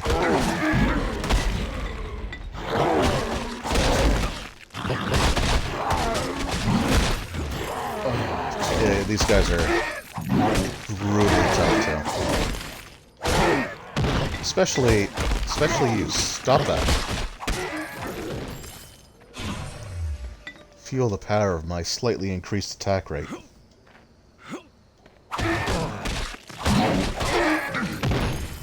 So the other kind of... I mean, I love this game, and I feel like I've kind of talked crap about it a little bit. But the one thing I really don't like about this section in particular, it's not that you can't return. I actually think that's kind of cool. I mean, Jarek did say, you know, make sure that you prepare before you go. Like, he did give you fair warning. But the thing that I don't like about this section is I can't control the camera. So, like, I prefer having the camera kind of at my back, which I'm sure is sort of you've seen as I've done this, so you can look ahead as to what you're coming into. And here, there are moments where you're just walking straight into the camera. And you kind of get, like, blindsided by things.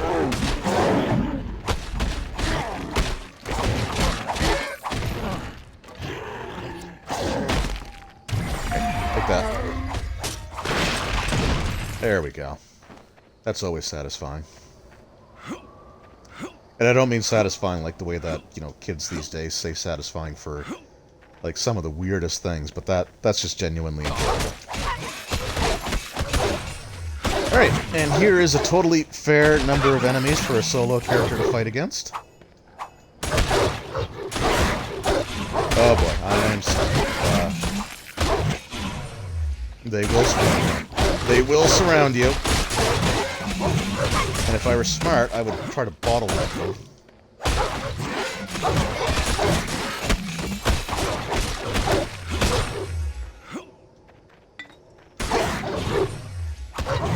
Alright, there we go. I think we got this right? Now it's a manageable number. Okay, now it's a really manageable number. Alright, how am I at for potions now? So I'm picking up the lesser healing potions. But yeah, so I am down 13 of the full-size healing potions from the last time I checked. That's how quickly it can happen.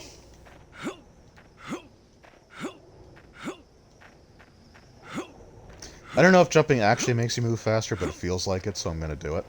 It's like rolling in The Legend of Zelda, which is the second Zelda reference I've made in this video.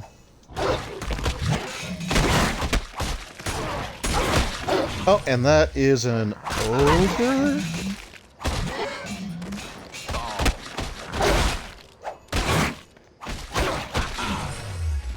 Like, they don't really tell you what the enemies are. It's not a troll, because they have trolls in the second game. But it doesn't really look like a D&D, like, it looks like a troll. And it's not, it's naked. So we're just gonna move on before, because I do plan on uploading this to YouTube, and I want to make sure that it can be monetized.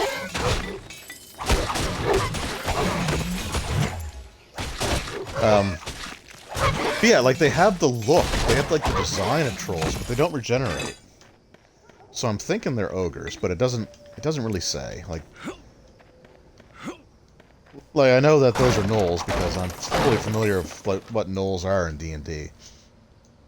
But that, like I said, it's got to be an ogre simply because it doesn't regenerate, and they have trolls in Baldur's Gate Dark Alliance 2 that look like bigger and meaner than those.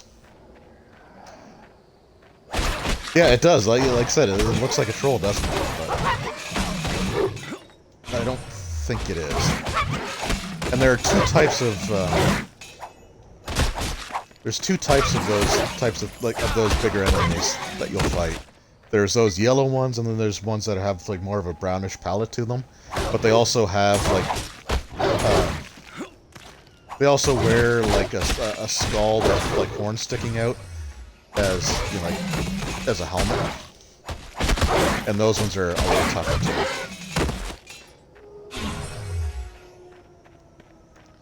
Alright, here's another one. And they do a lot of damage too. And they're too small to be hill giants. At least you had the decency to put a vest on.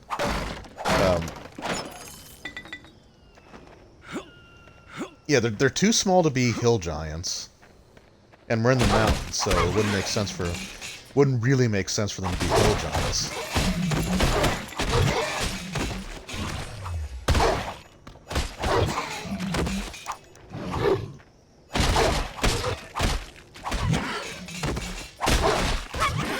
No, I don't think they're other types of gnolls. I'm pretty sure they're like ogres. At first, I thought they might be like a flind. But Flins, I guess, are actually, even though they're stronger than the average gnoll, I guess they're typically smaller, which is not how I would have pictured it.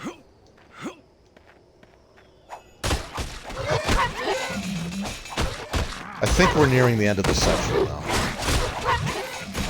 And then we're going to move on to another pretty hardcore fantasy trope.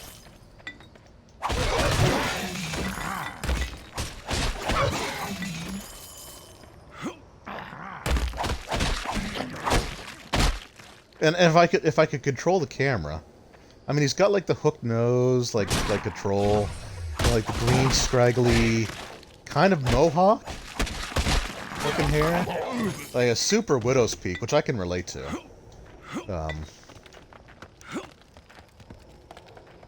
Giants make a big thud when they fall. Yeah, there are giants in this game. So when I say that those can't be hill giants, you'll see what I mean.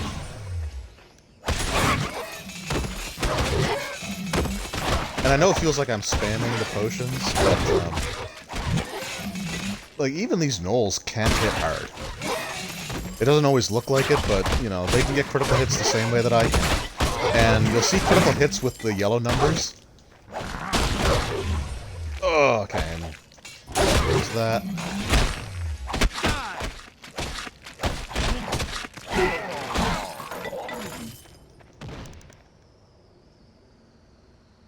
I know, yeah, he looks too much like a troll not to be a troll, but they don't have any of the troll attributes. Like, again, so, again, I'm comparing this to the sequel, which may not be fair, because the sequel came after, and they could definitely adjust things. But the trolls in the second game, they will actually regenerate, and you can tell they regenerate, because there'll actually be, like, numbers that appear over them in green to indicate that they're healing. Oops, okay, I meant to pick that up. But anyway, so yeah, we found our safe haven. This is a dwarven mine camp. And when I said, like, kind of fantasy tropes, the trope that we have here is that even though dwarves are sort of known for being, like, renowned warrior types, they always seem to need help. And this is definitely no exception. But I think I also picked up my first piece of metal armor, so that's exciting.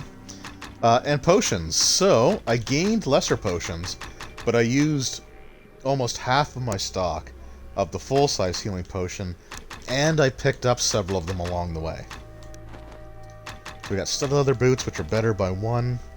Scale gloves, +1, so here we go. Metal armor, finally. And so our defense right now is 35, which... I mean, 3rd edition D&D, you could get numbers that high for sure, but not as a 7th level character normally.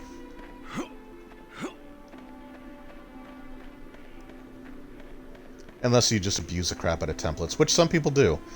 Alright, so I'm just going to save the game. And so here we have a new shopkeeper. Let's see what he has to say. Never will you see such fine steel as you will in this shop. So sell the Swords, boots. axes, hammers. We have more than enough weapons for everyone. Well, that's the exact same line that the guy that what's his name, Bartley and Baldur's Gate said. Like swords, axes, bows. With your gold, you come to the right place, traveler. So I'm gonna keep that flaming longsword for now because it will eventually come in handy. Alright, we're going to sell some of those off, because, like I said, they're just not as good. Yes, I am. See such fine steel as you will in this shop. Get it. Swords, axes, hammers. We have more than enough weapons for everyone. So there are some really good, weapons here.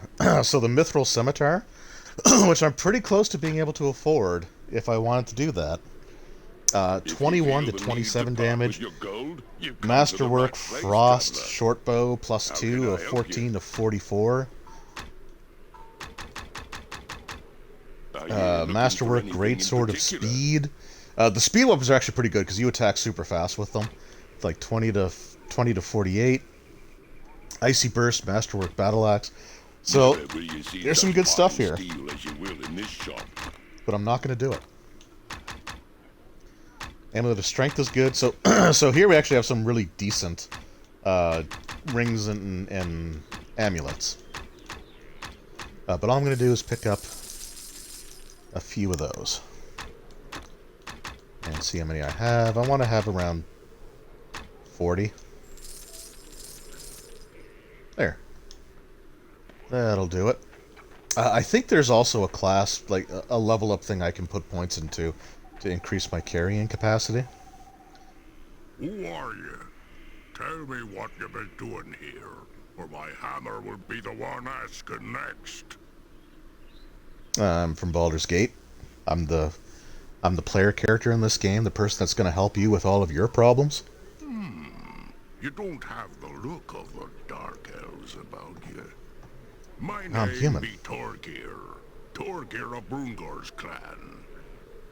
You've come at an ill time, traveler. Oh? This camp is all that remains of our clan. We were forced to fall back when a patrol of Dark Elves invaded our mines. Scores of us fell beneath their poison blades, and they knew when and how to strike us. We were forced to collapse all exit tunnels, save one, and regroup here on the surface. Now only a handful of us remain. Turn back from here, traveler. The mines are closed and there's nothing for you here.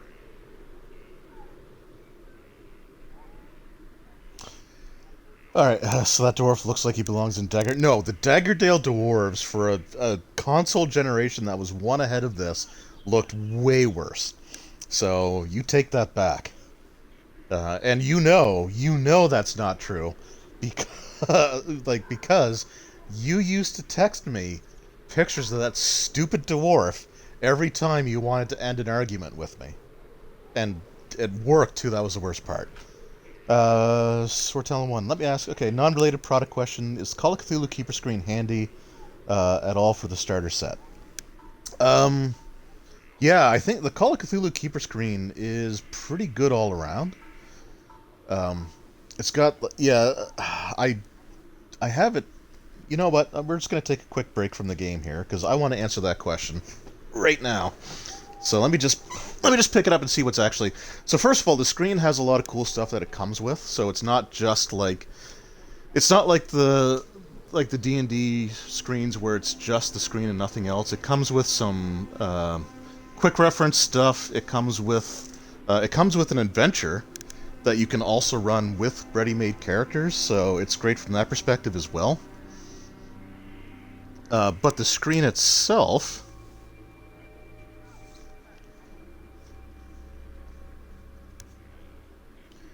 Yeah, so the screen itself has all kinds of great stuff on there. It's got, like, firearms information, like what the modifiers are, which comes in really handy, armor values, difficulty levels, different phases of combat, different, like, types of damage, bouts of madness, insanity effects, vehicle rules. Yeah, it's just...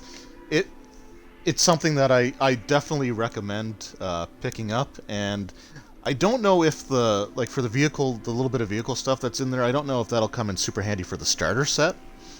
But yeah, it's one of the better screens out there. All right, so let's finish talking to this dwarf now. I won't ask for your help, traveler, but if you could help us drive those shadow-cloaked demons back into the depths, we'd welcome the extra blade. I'm sure you would. You mean the only blade, because you send me in by myself. Kamikaze Kid, I wish... No, I'm glad you don't have that picture anymore. And I'm glad... So, I don't know if I'm necessarily glad, but, there's no way for me to re-download Daggerdale on the Series X. So I guess I'll just never get a chance to... Well, I still have my 360, but it's not hooked up right now. But I'll just never get a chance to play that again, and I'm okay with that. Because that... Our leader Colgrim took the key for the mine entrance with him when he and three of our clan went to climb Burning Eye, that peak in the distance. They seek to light the signal fire atop Burning Eye and summon our brothers from Easting. Trouble is, it's been near a day and a half, and I've seen no signal fire from the top of the peak. Beacons are not lit. They may have been ambushed on the way there.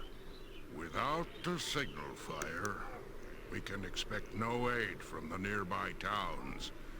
And without the key, we cannot even re-enter the mines to try and take it back from the Drow. Have you tried sending anyone, or you just want me to do it? The gate to the mines was sealed with our key of Dumathon. No ordinary key.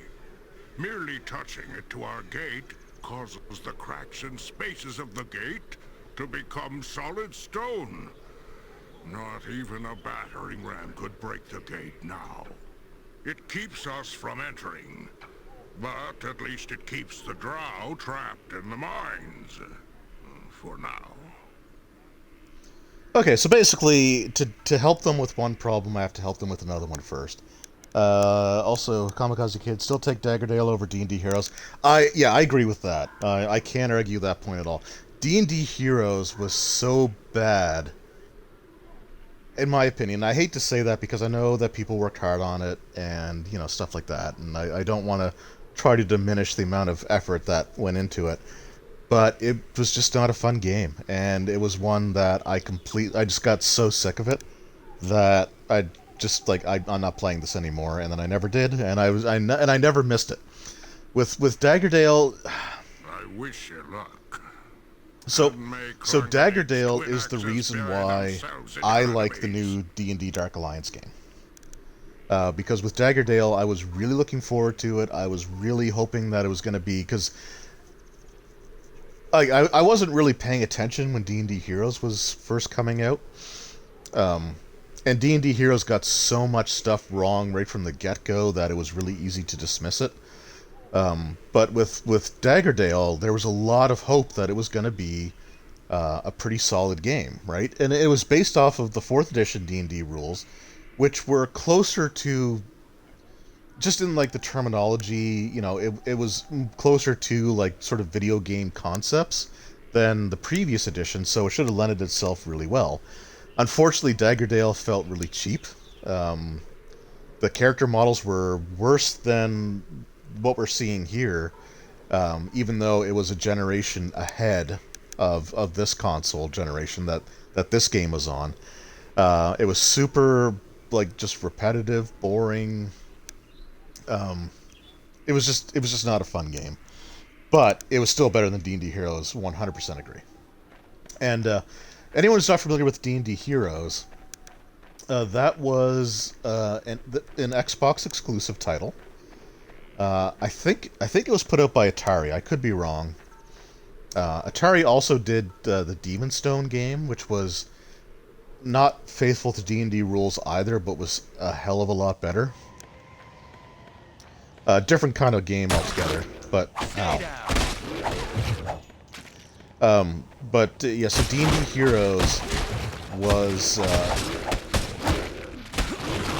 so the concept was that you were playing the resurrected resurrected heroes from like the days of yore kind of thing.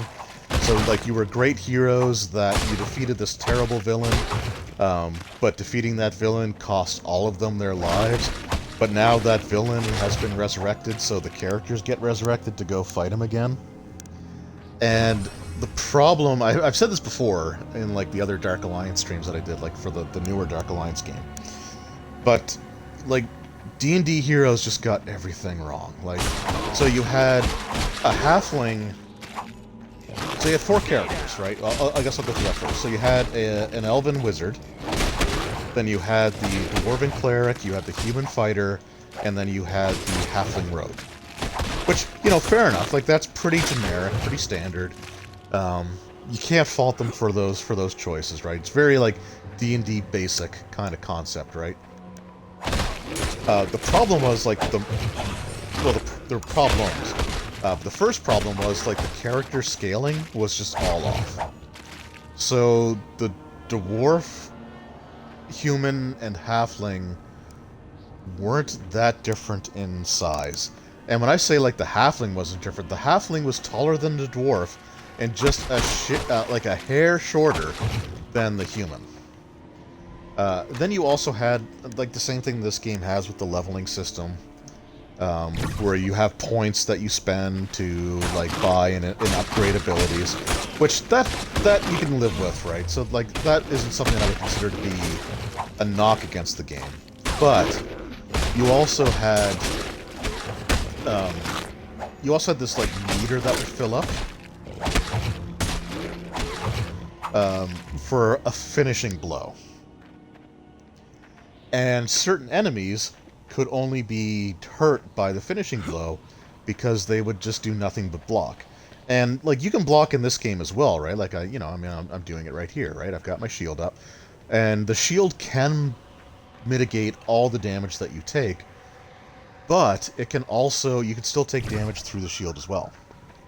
And with D&D Heroes, you, like, if an enemy blocked, and there were so many enemies that would block, you couldn't do any damage to them. So you would sit there attacking them, doing 0 damage, only so you can build up the meter. To do your, like, big finishing blow, which will do damage to them. And then the story was, I never got to the conclusion, but you enter Greyhawk. I think it's Greyhawk. And, like, everyone in the city is basically gone, except for the local tavern owner. And the local tavern owner knows everything about everything that's going on. He knows where the player characters go. Like, he's basically the plot hammer, right? He is the railroad. He just keeps sending the player characters to do all these different things. He knows everything. And he keeps talking about how evil this bad guy is. And I remember saying to my friend who owned the game, and we were playing it together, I just said, this guy is, like, if he's not the main villain in disguise, he's, like, one of the main bad guys in disguise. Like, he's clearly a bad guy. And I just said, if he is a bad guy, and they do this, like, big plot twist reveal thing, that's supposed to be the startling revelation that he's the bad guy. If they do that, I'm done. And then I think, like, the very next time we went back to town after that, they had that, like, you know, cutscene reveal that, you know, oh, I'm actually, like, the bad guy, and it's like, okay, I'm done. I'm just done. Part of me kind of wants to try it again, just to see if it's really as bad as I remember it. And I know I sort of talked about that idea, like, when I did a video on, like, the 3rd edition, the 3.0 Sonic's Handbook. Because, like, the thing is, if you remember something as being bad, and, like, 20 years go by, those negative feelings can absolutely, like, balloon out of control or escalate to the point where it's like, oh man, that was like, it's like, it went from being something that's like, okay, that's kind of dumb and I'm not a big fan of it, so I'm done playing it, to, like, that was the worst thing ever, right? Just in your head, because all you remember is that you didn't like it, and after so many years, it just grows and grows and grows, right? It has that potential. So sometimes I wonder if that's really the case. And it would be interesting to go back to D&D Heroes and see if it's as bad as I remember it. But at the same time, I know it is. So just going back to re-explore feels like just, you know, masochism. Here's some Yetis. Some Yetis. Okay, I remember that. So the Yetis, kind of like those ogres or whatever, like, they'll throw rocks at you. But these guys throw, like, giant snowballs that freeze you and do a lot of damage.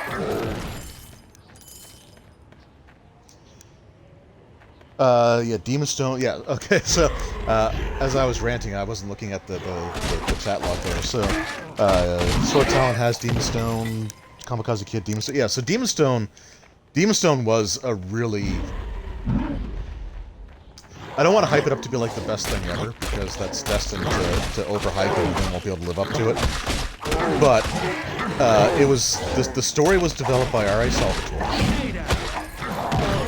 and it's a little bit different than this one in that you have like 3 different characters that are in play at all times. So this game has 3 characters to choose from, but the ones that aren't being controlled by players are just not around, right? And it's also like a hack and slash action RPG, but you can control all 3 different characters, and you can switch on the fly. And so you got like a human fighter, an elven sorcerer, and I think it's a female human rogue? Oh no, sorry, she's not human. She's half-drow. So you have a half-drow female rogue, and then you have like the human fighter, and then you have like the either the human or the elven sorcerer. But each character is good at something different. So like the thief can hide in shadows and deliver like really devastating attacks from them.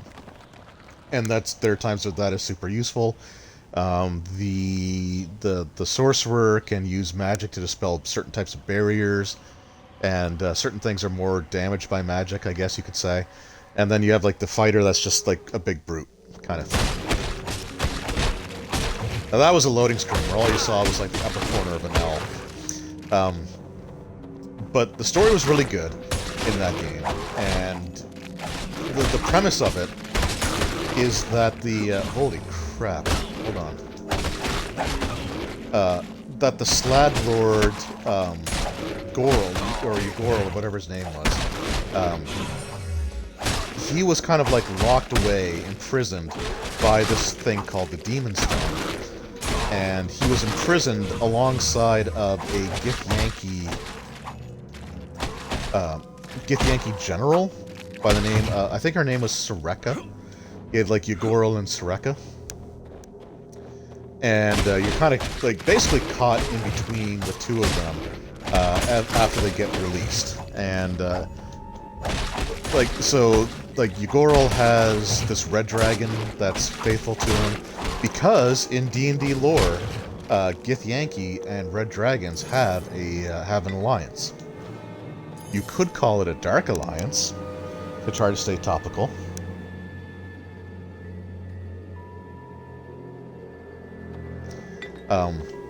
But yeah, it was a really good game.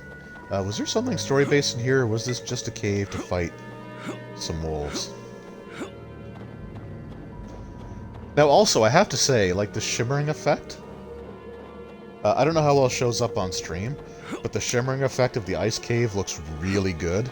And the water effect of you like walking through water and it creating a wake that sort of follows behind you, like that was actually really good too.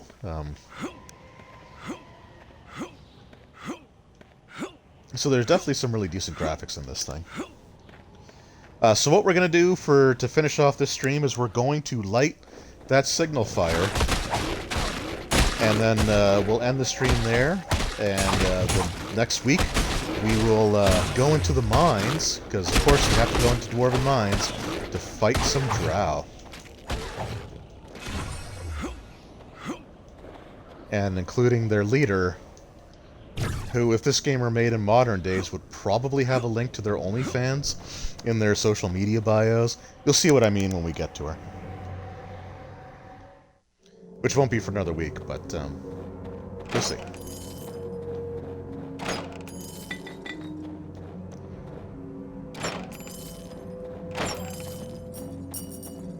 Is there really no one here either? I think there's 2 or 3 ice caves. It's been a while since I've played this game. But I'm looking for 3 dwarves. One of them is frozen solid by the beacon that we're trying to light.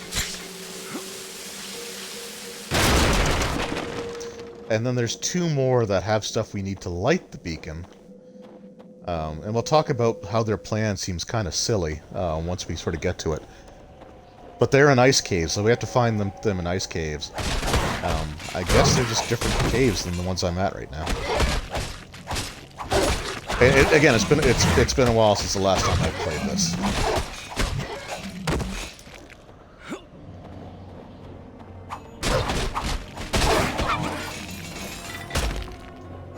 Ow. Oh yeah, okay. So just we're in the snow place now, so they're throwing snowballs too.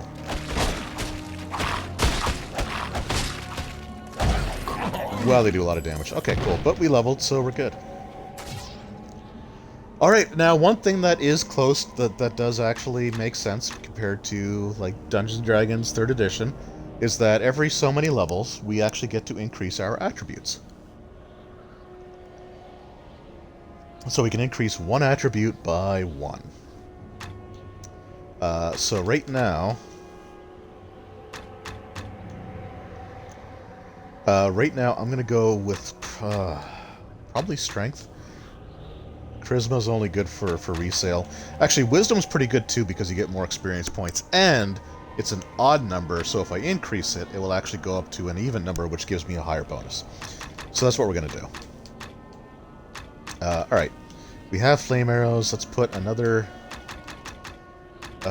see, these things start costing so much that I kind of want to just spend on some lesser abilities first. Endurance. Endurance is the carrying capacity. So we're going to put some in there. And, let's go with Death Blow. Plus 2 damage, increases critical hits and to deal more damage. Because why not? I never said this is going to be like an optimal playthrough. Because I'm not really about that. As no doubt you've been able to see from how well I actually played it. Thank you, ogre troll things.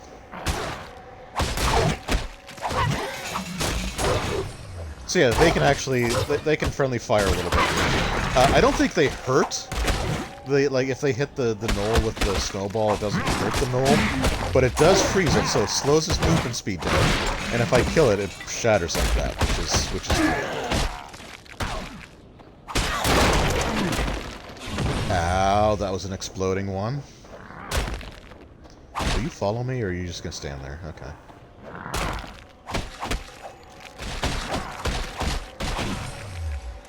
Okay, so I think this is one of the guys that can damage me even if I have my shield up.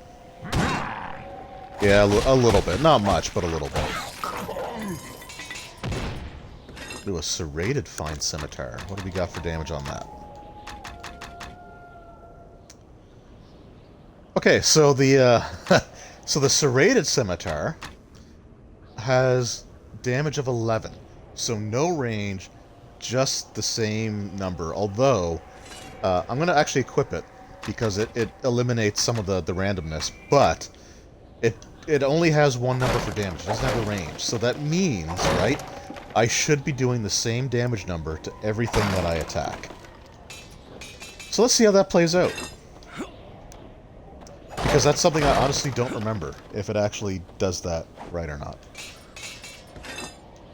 Oh, it does hurt so it actually does deal damage to the knoll. Okay. I know it slows them down, but I didn't know if it actually hurt them or not. Oh, actually, alright. Yeah, so no, it actually is doing the same amount of damage. That's cool.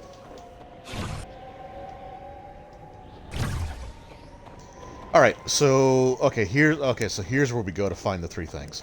So there's an obvious fork in the road here, right? So I have to go, if I go up, that takes me to this mountain summit, which is not where I want to go right now. So we're going to go left first. And this will take us to another map transition. I don't think this takes us directly to a cave right away. Though I could be wrong because I've been wrong so many times.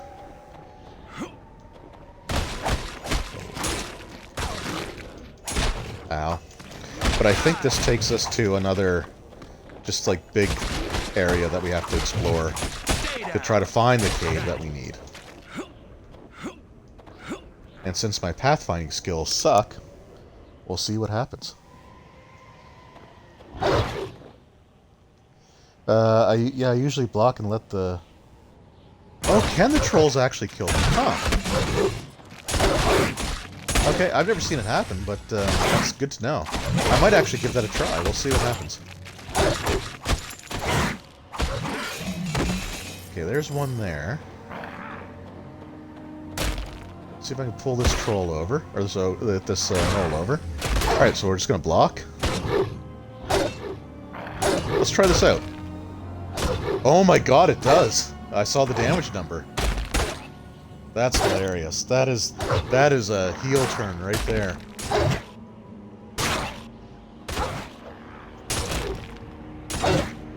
It's slow. It is slow going, but it does. That is hilarious. Right. Well, now we know. So this is the other one. So this one looks more obviously like an ogre. Still not like 100% like the ogre artwork from 3rd edition. But it doesn't have, like, the nose. It's still not wearing pants, for reasons. But yeah, no, that's cool. I learned something new today. That's awesome. And I'm almost dead. Or I can pass that knowledge on. Alright, I am starting to heal pretty crappily. 12. Alright, we're gonna recall. We're gonna recall. Swords, axes, hammers. We have more than enough weapons. Okay, so this ring and this amulet, those are both just items for sale. They don't have any effect. You can wear them, but they don't have any effect. You've come to the right place. The necklace of intellect +2. What does that give me? Intelligence of 14. Let's try it out. See what the stats look like. Whoops, wrong button. Okay, so right now I get +7 max energy. 7 or 7, yeah, +7 max energy. I think that's per level. And if I put this on, it is +17 max energy. Okay. Oh no, it's not. Okay, it's not. It's not per level. It's just a static number. Okay, I'm gonna keep it, but I'm not gonna wear it right yet. But that is good to know, and that other ring can be sold. How can I help you? Can be sold. Are you looking for anything in particular? That's why I'm here. Never will you see such fine steel as you will in this shop. Okay, I wonder if I should try the flaming longsword out to see just what it does to those gnolls. But first... Okay, so let's see what this guy has for... oh no, I already did that, didn't I? We have more than enough weapons for everyone. Okay, that mithril scimitar looks pretty sweet. If you feel the need to part with your gold, you've come to the right place, traveler. I'm tempted to get it, but I'm not going to yet. I'm gonna try to do this legit. I'm glad you're willing to recall for potions stuff. So yeah, I mean I've always been willing to recall for potions, but the big reason why I'm more willing to do it in this playthrough is because I'm not buying weapons or armor. At least for now. I'm trying to see what the game if the game provides me with the stuff that I need. So the only thing I can actually spend money on, based on my self-imposed but not legally binding rule set, is potions. So how many do I have now? 31. Well, we're going to buy 9 more. Okay, and how many recall potions do I have? We have more than enough weapons. Okay, you really only technically ever need 1, but I'm just going to buy a couple more to be on the safe side. Oh well, good luck. Yeah, I'm not like that's not set in stone. That like not buying weapons and armor is definitely not set in stone, and I'm really considering buying armor because so far this playthrough has been really stingy on armor. Oh, I wanted to try let's try the flaming longsword. The flaming longsword might not be the best damage, but it does look pretty dang cool. Because when you get near enemies, so when there's an enemy nearby, it'll actually just, like, the flames will erupt from it. Right? And I always thought that was a cool effect. It essentially mimics using an activation move.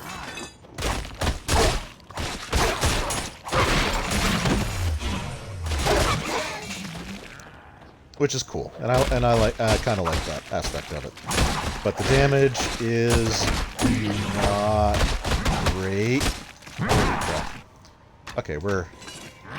So the experiment's over. I'd rather do the consistent 15.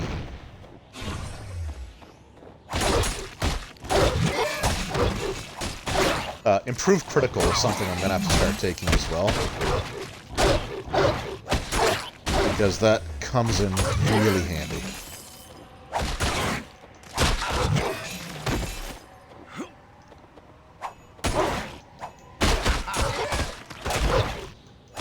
Oh boy. Yeah, these things are tough. Stay down. Yeah, so like weapons, I've been getting some pretty decent weapons. But like I'm still wearing padded armor. Worn padded armor. Wait, I did pick up jeweled padded armor. Okay, there we go. That's better. By 1.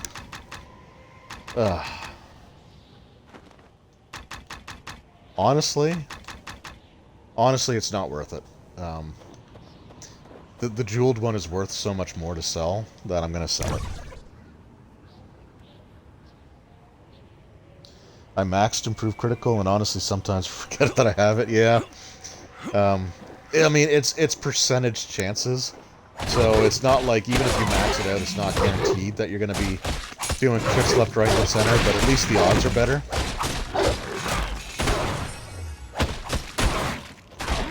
Okay, you know what? I'm an archer.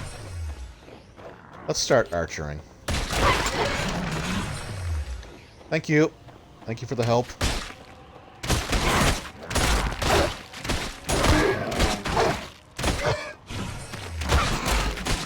Now, I know it might seem silly to be an archer and to close into melee distance to fire, but I was using the hail of arrows there, so it attacks with multiple arrows at once.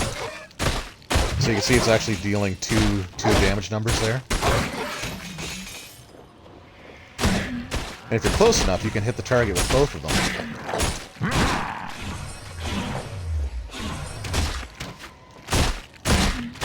Which makes it worth doing. And I want to say that the more points you put into it, the more arrows you fire. Yeah, it does use multiple arrows, I'm pretty sure. So I got 95 right now. So we're just going to shoot that. I should have 93. Yeah.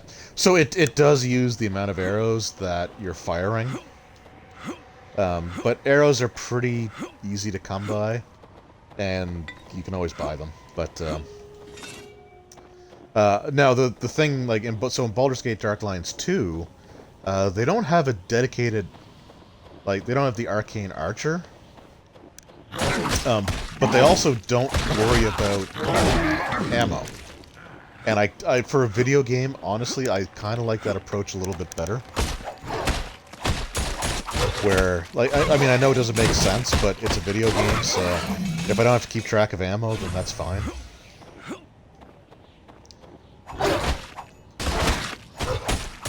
Like in Dragon Age Origins, if you're just using like normal arrows, you never have to stock them in your inventory. They have like other special arrows you can use, like fire arrows or arrows of filth, which is one of my favorite descriptions of arrows ever. Flight arrows. Okay.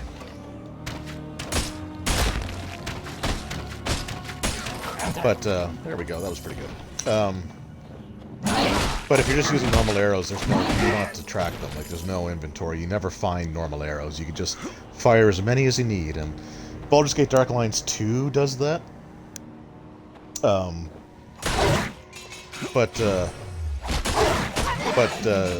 Darklines 1 doesn't. And so, like, that's one of those, like, quality of life improvements that Baldur's Gate Darklines 2 definitely took advantage of. The fact that arrows are... It's annoying to keep track of inventory, especially if you have a character who's all about using those, and like having to constantly recall to find or to buy arrows if you're not finding enough is annoying. And it kind of just pads the game out unnecessarily. So they actually took advantage of it and made that change, right? And I appreciate that. So I think the two Dark Alliance games really complement each other really well, because there's stuff that the first game does really well that the second game kind of goes back on a little bit.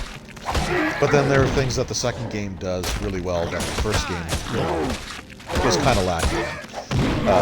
So like side quests, for example, and Dark Alliance 2 are way better than the ones that we've got here. So all that stuff that we did in like in the city of Baldur's Gate itself, finding the amulet for Ipswich, finding the bottle of alcohol for the drunk guy there, you know, finding the dead body for the girl, the spices, all that stuff. There's no more of that in the game. It's all front loaded in Baldur's Gate, because here everything is basically main story driven. And it kind of sucks because I like the little side quest things that you get to do. Like, so you still have to, like, find certain items. Oh, good lord, that was a lot of damage. And I'm stuck behind that tree. So, like, you still have to find things. Like, you have to find these things to light the signal fire. As well as, like, in the mine, we'll have to find some stuff in order to progress through. But it's not quite the same as having, like, the side quest to do it in. And so I think Dark Alliance 2 just does a better job of that than this one. I took a frickin' beating. How am I doing for potions? Already down to 15. So, we're gonna save. I'm not going to go back quite yet because we're about to enter this ice cave. Oh, maybe I should. Alright, I'm going to have to use this shield a bit more.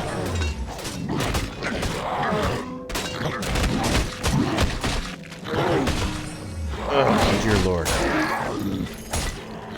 These things just hit like a friggin' truck.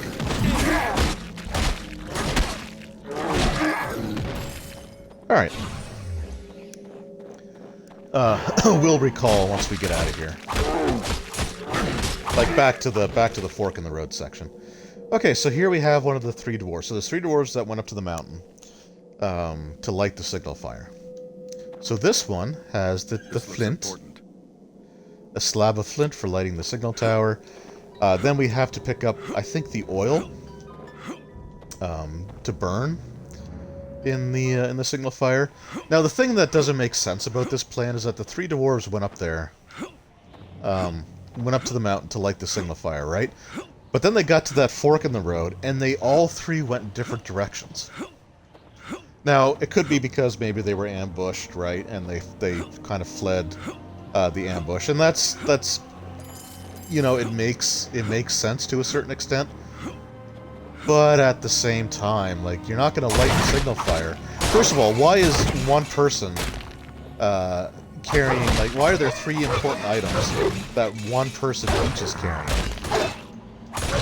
Like that sounds like a bad idea, because it's something, I don't know, I guess, I don't know. It seems like maybe all three of them should have had some flint and oil. Right? Like, the magical key being unique makes sense. But yeah, maybe... Holy good lord. Yeah, maybe all three of them carry stuff to light a fire in case something happens to one of them, or two of them. Oh man, do I want to really clear all the rest of this out? This is a bigger section than I kind of remembered it being.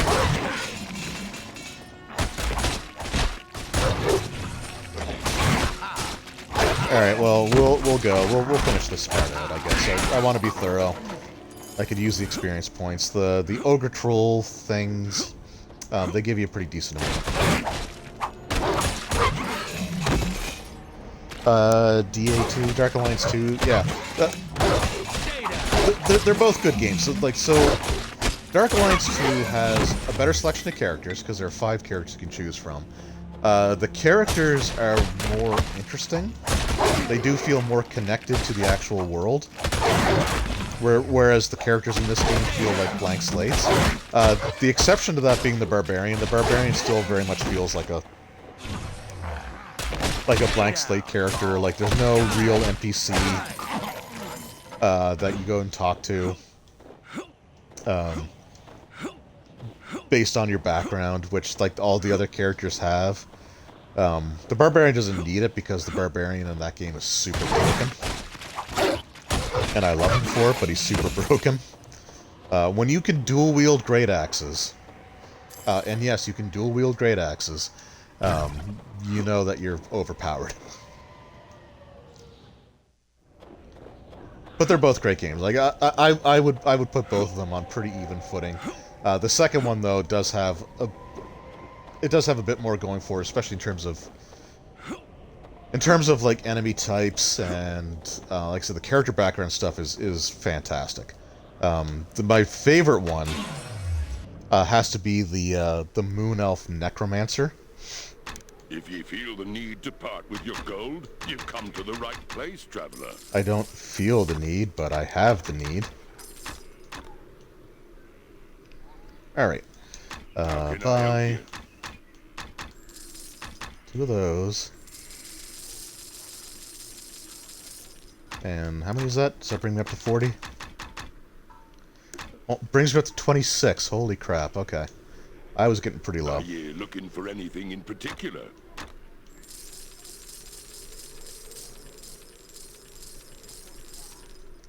Okay, can I count? I can count.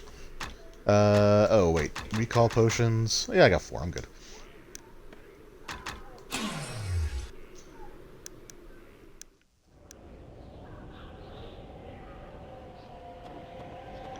Alright, so now we have to go find the other dwarf.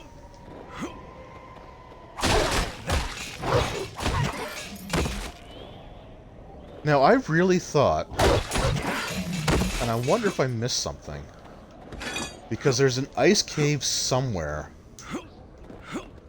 where there's a dwarf that's still alive long enough to give me exposition, and then he dies. And basically he just tells me that the 3 people all scattered in different directions. But I feel like I must have missed that. Right? Because I went into that cave down there. I can't imagine they took it out of the... Whoops. Whoops! Not the thing I meant to interact with. Huh. Oh, you know what? I think I know where it is. Hold on. Alright, we're gonna come back and take that right path in a second. But I think it's up here. And I should gain a level pretty soon. I didn't want to use a potion, because I'm about to gain a level, but I'm not going to use a bunch of potions. There it is. And whenever you gain a level, it refills all your stuff. Oh, excuse me. Actually, need to take another... Ooh, Masterwork Shortbow. I need to take another drink of my tea here, but I think that cave I was thinking of is actually up here. And then you have to backtrack to find the other things after the person tells you that you have to go get the other things. So this is where that cave is.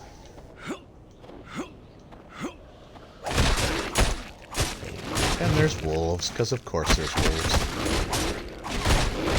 Still really expecting to like pick up some frickin' better armor at some point.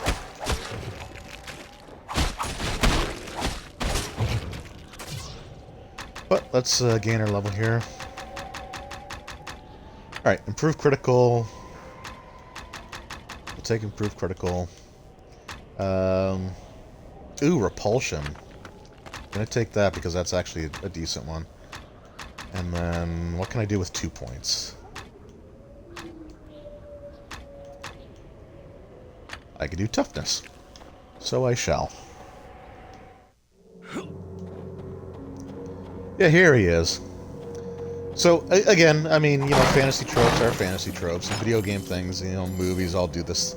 But here's this guy who, if I never came in this cave, you know, would still be alive, because he waits until he can deliver his exposition before he finally dies. Stay back. I clang against 2 axes. I've still enough strength to gut you. Now, see, Clangadin is a deity in the Forgotten Realms, unlike the Cuthbert that that Jarek was wearing as his holy symbol. You've come too late for that. I'm nearly done. Thrice damned ogres. Too many of them for me. And me Okay, band. confirmed. They were ogres. Also, I've got healing potions. So that brings me to something here. So, like in video games and movies and all these different things, so like in the books, you'll have situations where someone's injuries will just be too grave for healing magic to actually work. And that makes sense, right? Like, I understand that. But in the role-playing game, healing magic just works. However, there are some, like, modules or adventures that have someone dying of, like, wounds they sustained in battle have to deliver you, like they give you this quest to go on with their dying breath to finish what they had started. When, mechanically speaking, in the role-playing game, if you have a cleric with Cure Light Wounds, then that technically could render that entire adventure moot. There used to be... I'll finish the dialogue here with this guy first, and then we'll... One of the others. Of course you don't. We were Of course they attacked do. by a dragon atop the peak. An ice dragon. It froze the one holding the key in a block of ice. You'll need to light the signal Convenient. fire to get to his body. Of course I will. Me band. Each one of my men was carrying fuel and tinder for the watchtower. Find them and get it from them. Oh right, there's 3 things I have to collect. You'll need it to fuel the flames. Right, okay, so it's flint, oil, and tinder. Thank you, stranger. The hopes of me people rest on your shoulders. Oh my god, okay, so... I kind of hate the fact that when I say the word tinder, it means something else to people today.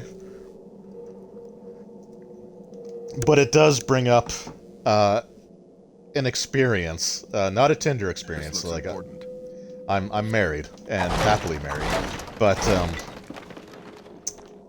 so I was at Walmart, and I know there's like this website or videos or stuff like the people of Walmart. This kind of felt like one of those things. So I was going through the checkout, and there was this lady ahead of me. She was probably... She looked like she was probably mid-20s, like mid to late 20s, maybe early 30s. But she had this shirt on, and I was standing behind her, so I don't know if it was anything on front of the shirt, but on the back of the shirt, it read, "As seen on Tinder," on it. And, like, I just, you know, I mean, I guess, like dating culture is way different than what I remember, and that's fine. I'm glad that I don't have to worry about that anymore. But why would you advertise that? You know, like that just seems, that feels really low class, and I don't know. Like so as a father with a daughter, if my daughter ever wore a shirt like that, I would feel like I failed as a parent.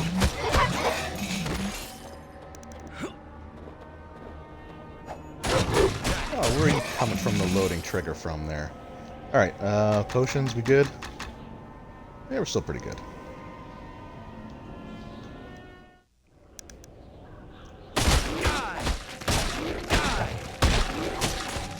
She's... yeah, I mean, I don't know, like, so it's just not... I don't get it. I don't personally get it. That whole thing, but, I mean, you know, how people want to live their lives the way they do, it's not my place to judge, but, I mean, I guess I just did. So, I guess I'm a hypocrite. But, yeah, I would still, like, I would not be happy if I found out that my daughter was doing that. And I certainly wouldn't let her wear a shirt that said it.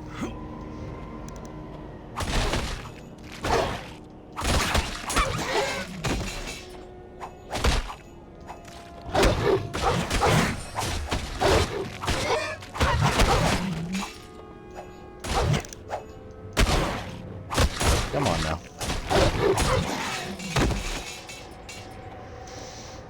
But yeah, I mean, I don't know. Seeing stuff like that, it makes me so glad to know that I don't have to worry about single life.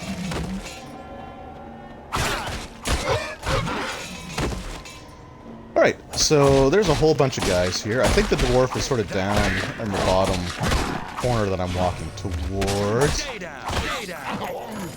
But yeah, these are ogres. That is confirmed. The guy did say that they were ogres. Now these are ogres. And you know what? I love the fact that they use gnolls in this game. So recently on, I think it was on Twitter actually. It may have been Twitter or may have been someone's like Instagram story. I think it might have been like Master Games on. It was either a tweet of his or on an Instagram story or something. But there was a question asked of like what creatures. Or maybe it wasn't Master of the Game. Maybe it was the Bill Allen, or the Bill Allen. I don't know. Anyway, the question was, what creatures... there's the torch. Oh, it's the torch, not Tinder. I guess I went off on that whole Tinder diatribe for no reason. But yeah, so like the question was, what creatures, fantasy creatures, or D&D monsters, do you feel are underutilized? And gnolls, for me, are, in my opinion, hugely underutilized. Gnolls are some of my favorite creatures in D&D. I don't know, it might be just because when I first started getting into D&D, it was around the time... shortly after I got into D&D, the Chainmail miniatures game came out, and the Gnoll faction, Naresh, was awesome. It was like the Gnolls and Demons. And I just really loved the way the minis looked. I just, really loved their sort of interaction with demons. I just thought gnolls were really, really cool. Another creature type that is really underutilized in D&D anyway, modernly, troglodytes. I don't feel like we see troglodytes too much in things. Like we see them in. Like, you see them in, like, random encounter tables from time to time, but I just feel like they just don't get used a whole lot anymore, and I think that's kind of a shame, because troglodytes are super cool. Now, in Pathfinder 2e, the Extinction Curse adventure path, so they use a different term for troglodytes in Pathfinder. I don't think it's a trademark term, but it might just be one of those things where they kind of want to they want to be a little different, right? Like, they want to have different terminology. They want to have, like, sort of their own name for certain things, right? And that's fine. I get that. I think I cleared everything here. But I think they call them Zulgoths, or Zulgulths, or something like that. But they're troglodytes, and the Extinction Curse adventure path actually uses them pretty much as some of, like, the main enemies throughout the campaign, and... to me, that was super awesome, because I love troglodytes, and I love gnolls, and I think we need to see more of them as like, central figures in a campaign, and not just, like, a random encounter.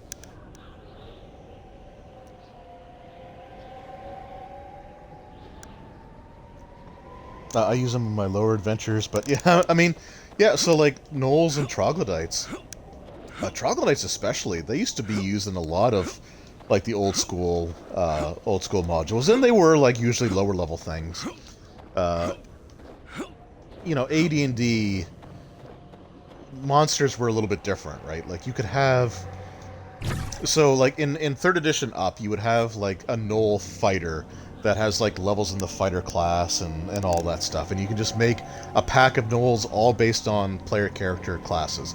And I guess you could do that back then as well, but typically the way that they worked is, if you encountered something like gnolls, for example, there was usually, like, a number appearing, and so you would roll dice randomly. Well, I guess I could have saved there, so we're going to do that. There was a... So you would roll to see how many would appear, and usually the way that the encounters work is that if you had a certain number of them, then one of them would be the equivalent of, like, a 3rd, 4th level fighter. Or something like that.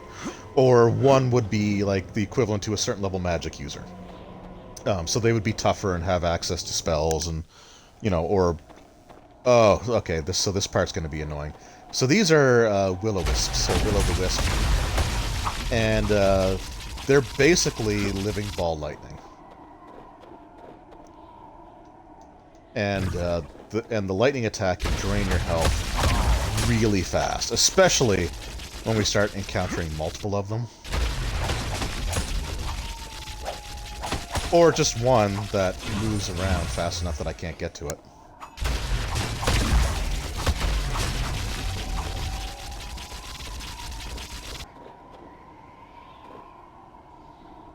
Troglodytes got that smell only a mom could love, yeah. The old troglodyte stench attack, I love it. Come on now. I guess I shouldn't try to read chat while fighting these things. Had no idea they could die. Oh yeah, oh no, these are enemies. I get it though, because there is like the ball lightning spell, and it's the exact same model. Like, they didn't do anything to change them up at all. And you can just, like, walk past, or you can just try to run past them. Because this part's gonna suck, because there's a whole bunch of them. And they team up on you like that. Hail of arrows. Alright, let's go. Ugh, okay. I mean, I don't think they have a ton of health. But, yeah, they're... I mean, yeah, like... So the one thing that I will say that this game does really well is it captures that sense of, like, you could die at any time, right? Like... And, yeah, like, it sort of has almost like a old school feel to it, because everything you're fighting like huge numbers of enemies, and death is very much a possibility. Now, a nice touch that I actually kind of like here is the fact that where all these will-o'-wisps are, is filled with like dead gnolls, so like you know that they're dangerous. Just thought they were traps. Yeah, no, they're not. And it's like, because I never thought to just try running past them. Which maybe I should, because that sounds a whole lot smarter. But I need the experience. And the only thing I can buy right now with my money are potions, so why not?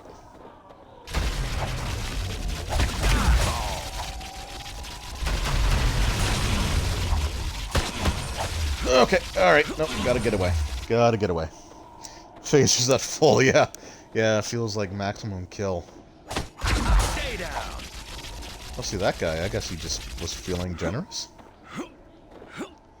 And the worst part is, I think there's another map. Oh no, okay, never mind. There's no more map, so alright, here we go. So, light the signal tower.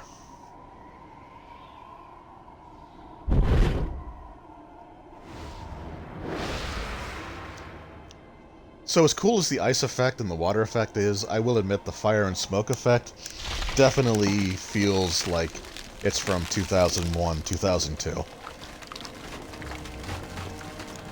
As well as the ice melting effect.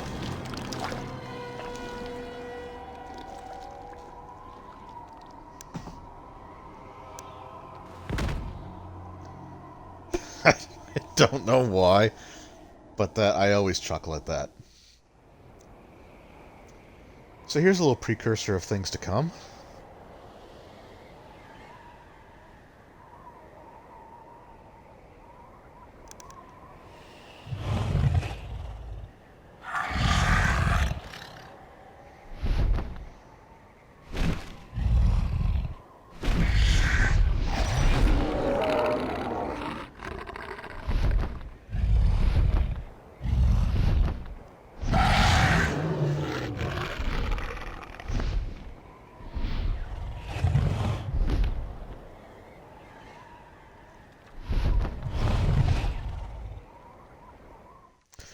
Okay, so First of all, like the way that his like the scales on his neck kind of rippled when he shook his head, that's actually a really cool effect for a game this old. So it's interesting that there's some really awesome graphical effects, and then there's also some really like weak graphical effects. Also, I will say that that scene is a little bit of a fake out. So every section of the game that we've done so far has ended in a boss fight, right? Like we went into, except for the very opening with the cellar, but then we were trying to kill a finite number of rats. But like going through the sewers, we had the Bugbear Chieftain, and then we had. Actually, you know what? I guess I'm wrong. I was just thinking about that. I think I'm actually wrong on that. But anyway, I was expecting a boss fight here. And it said that when they tried to light the fire, the dragon attacked them. And then when you light the fire, the dragon wakes up and starts to fly. But we don't fight the dragon here. In fact, we don't fight the dragon in, like, open air at all. We fight him in a cave. So, that scene has you expecting that you're going to fight a dragon right away. But you don't. You fight the dragon, just not right now. So, we have got that taken care of. We got the key. So let us recall. Let's restock some supplies here first. See such fine steel as you will in this shop. Because I'm down to 9 potions. A Ring of Strength, awesome. Okay. And an Amulet of Regeneration. Alright, here we go. I don't know exactly where I picked those up, but I'm putting those on right now. So the strength, as you can see, it gives me a little extra weight that I can carry. But the Amulet of Regeneration is great, because it will cause my health to regain faster, and you can get up to like +5. You can also get Rings of Regeneration, and using stuff like item duplication. I'm freely admitting to cheating here, but using stuff like item duplication, I have gone into situations where I've had like a +5 and +5 Amulet Regeneration and 2 +5 Rings of Regeneration, and it makes like waiting out damage a lot better. Now, again, something I will say, like normally if I'm playing this just by myself, I won't necessarily use potions as much as I am here. Like after a fight, if I clear out an area, I would just stand around and wait for my health to regenerate normally instead of spending like 2 or 3 potions to heal up. But for gameplay purposes, I don't want to just spend like 2-3 minutes at a time just hanging out. Enough weapons for everyone. Yeah, I still have not found any more metal armor. It's really disappointing. You've come to the right place, traveler. At least I know the game gives you a generous amount of gold. Okay, so I'm not going to use this Amulet of Dexterity ever again. So I am sorry, Ipswich. I know you gave me that, and I know it means a lot to you. And I'm not going to use that. But I need the money. All right, so we're going to restock. We're gonna talk to the quest giver. Swords, axes, hammer. Yep, I know you've got everything. I know you got everything I need right there. All right, so we're going to talk to him now, Torgar. Ah, I saw the signal fire alight upon the slopes, and you have brought the key. But tell me, did any of the dwarves from the expedition survive? You must not have Bartley's ability to know what I've accomplished the second I did, because you would know that the dwarves were all dead. More deaths our enemies shall answer for. You have done enough, traveler. No need for you to risk yourself for our clan any longer. But... Very well, then. I'll not argue with one with fire in the eyes such as you. Simply hold the key in your left hand as you approach the gate. Then, push it into the stone door. It should melt inside, and the door will open itself. Luck be with you. Alright, thank you. I will return when I have fixed your other problem for you. Makes me think of WoW, where you disenchant family heirlooms in front of the quest giver's face. Yeah, Have any of you guys seen the sketch comedy thing? I think it's called Epic NPC Man. Those are hilarious, and those are the things that I think of when you do stuff like that. Like just how he kind of like reacts is. If you haven't checked it out, you should, because those videos are pretty funny. All right, so here is the mine, the Doomathoin mine. That sounds like that word was taken from Lord of the Rings.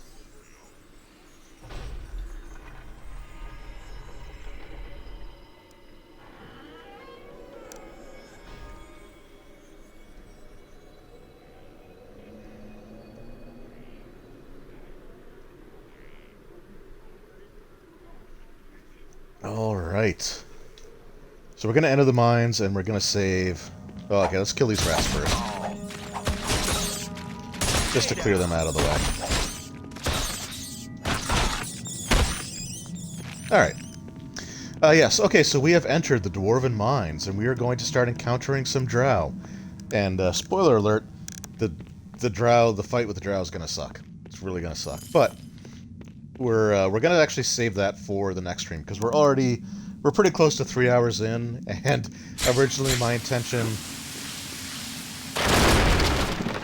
I just blew up that rat over there for 23 points of damage. Originally my intent was for these streams to be 2 hours long. So we got a lot accomplished, though. We defeated the orb, the undead summoning orb.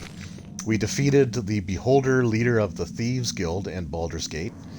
And we lit the signal fire to help these dwarves out. So next stream, we are going to go through the mines. And I don't know how much we're going to get done, but we're definitely at least going to accomplish going through the mines. If not complete Act 2 altogether, because I don't think there's much more left to do once we get past this part. So... yeah, I had a lot of fun doing this. I always appreciate, getting to chat with you guys.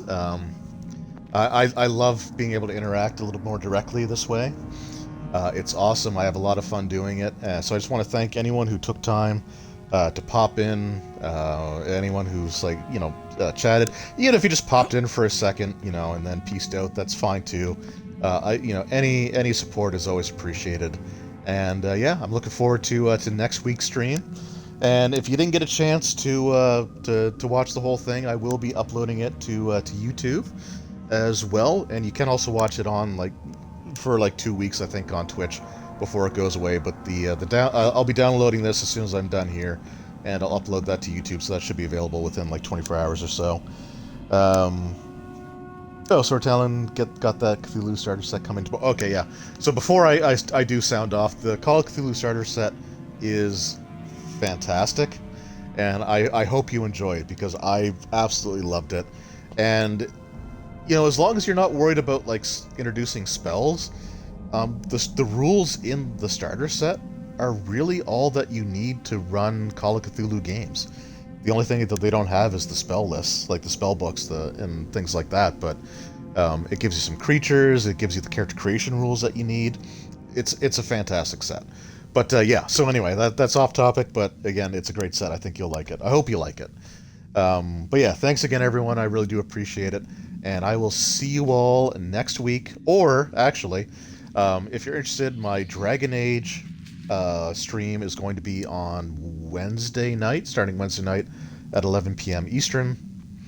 And then on Friday night at 11 p.m. Eastern, I will be beginning my Star Wars Knights of the Old Republic playthrough. So the original Xbox or PC game, I'm going to be going through that as well. So I'm going to have 3 games on the go, and I can't wait. So see you guys then. Again, thank you very much for popping in, watching this on Twitch or on YouTube, or even if, like I said, even if it's just for 30 seconds, it means a lot to me.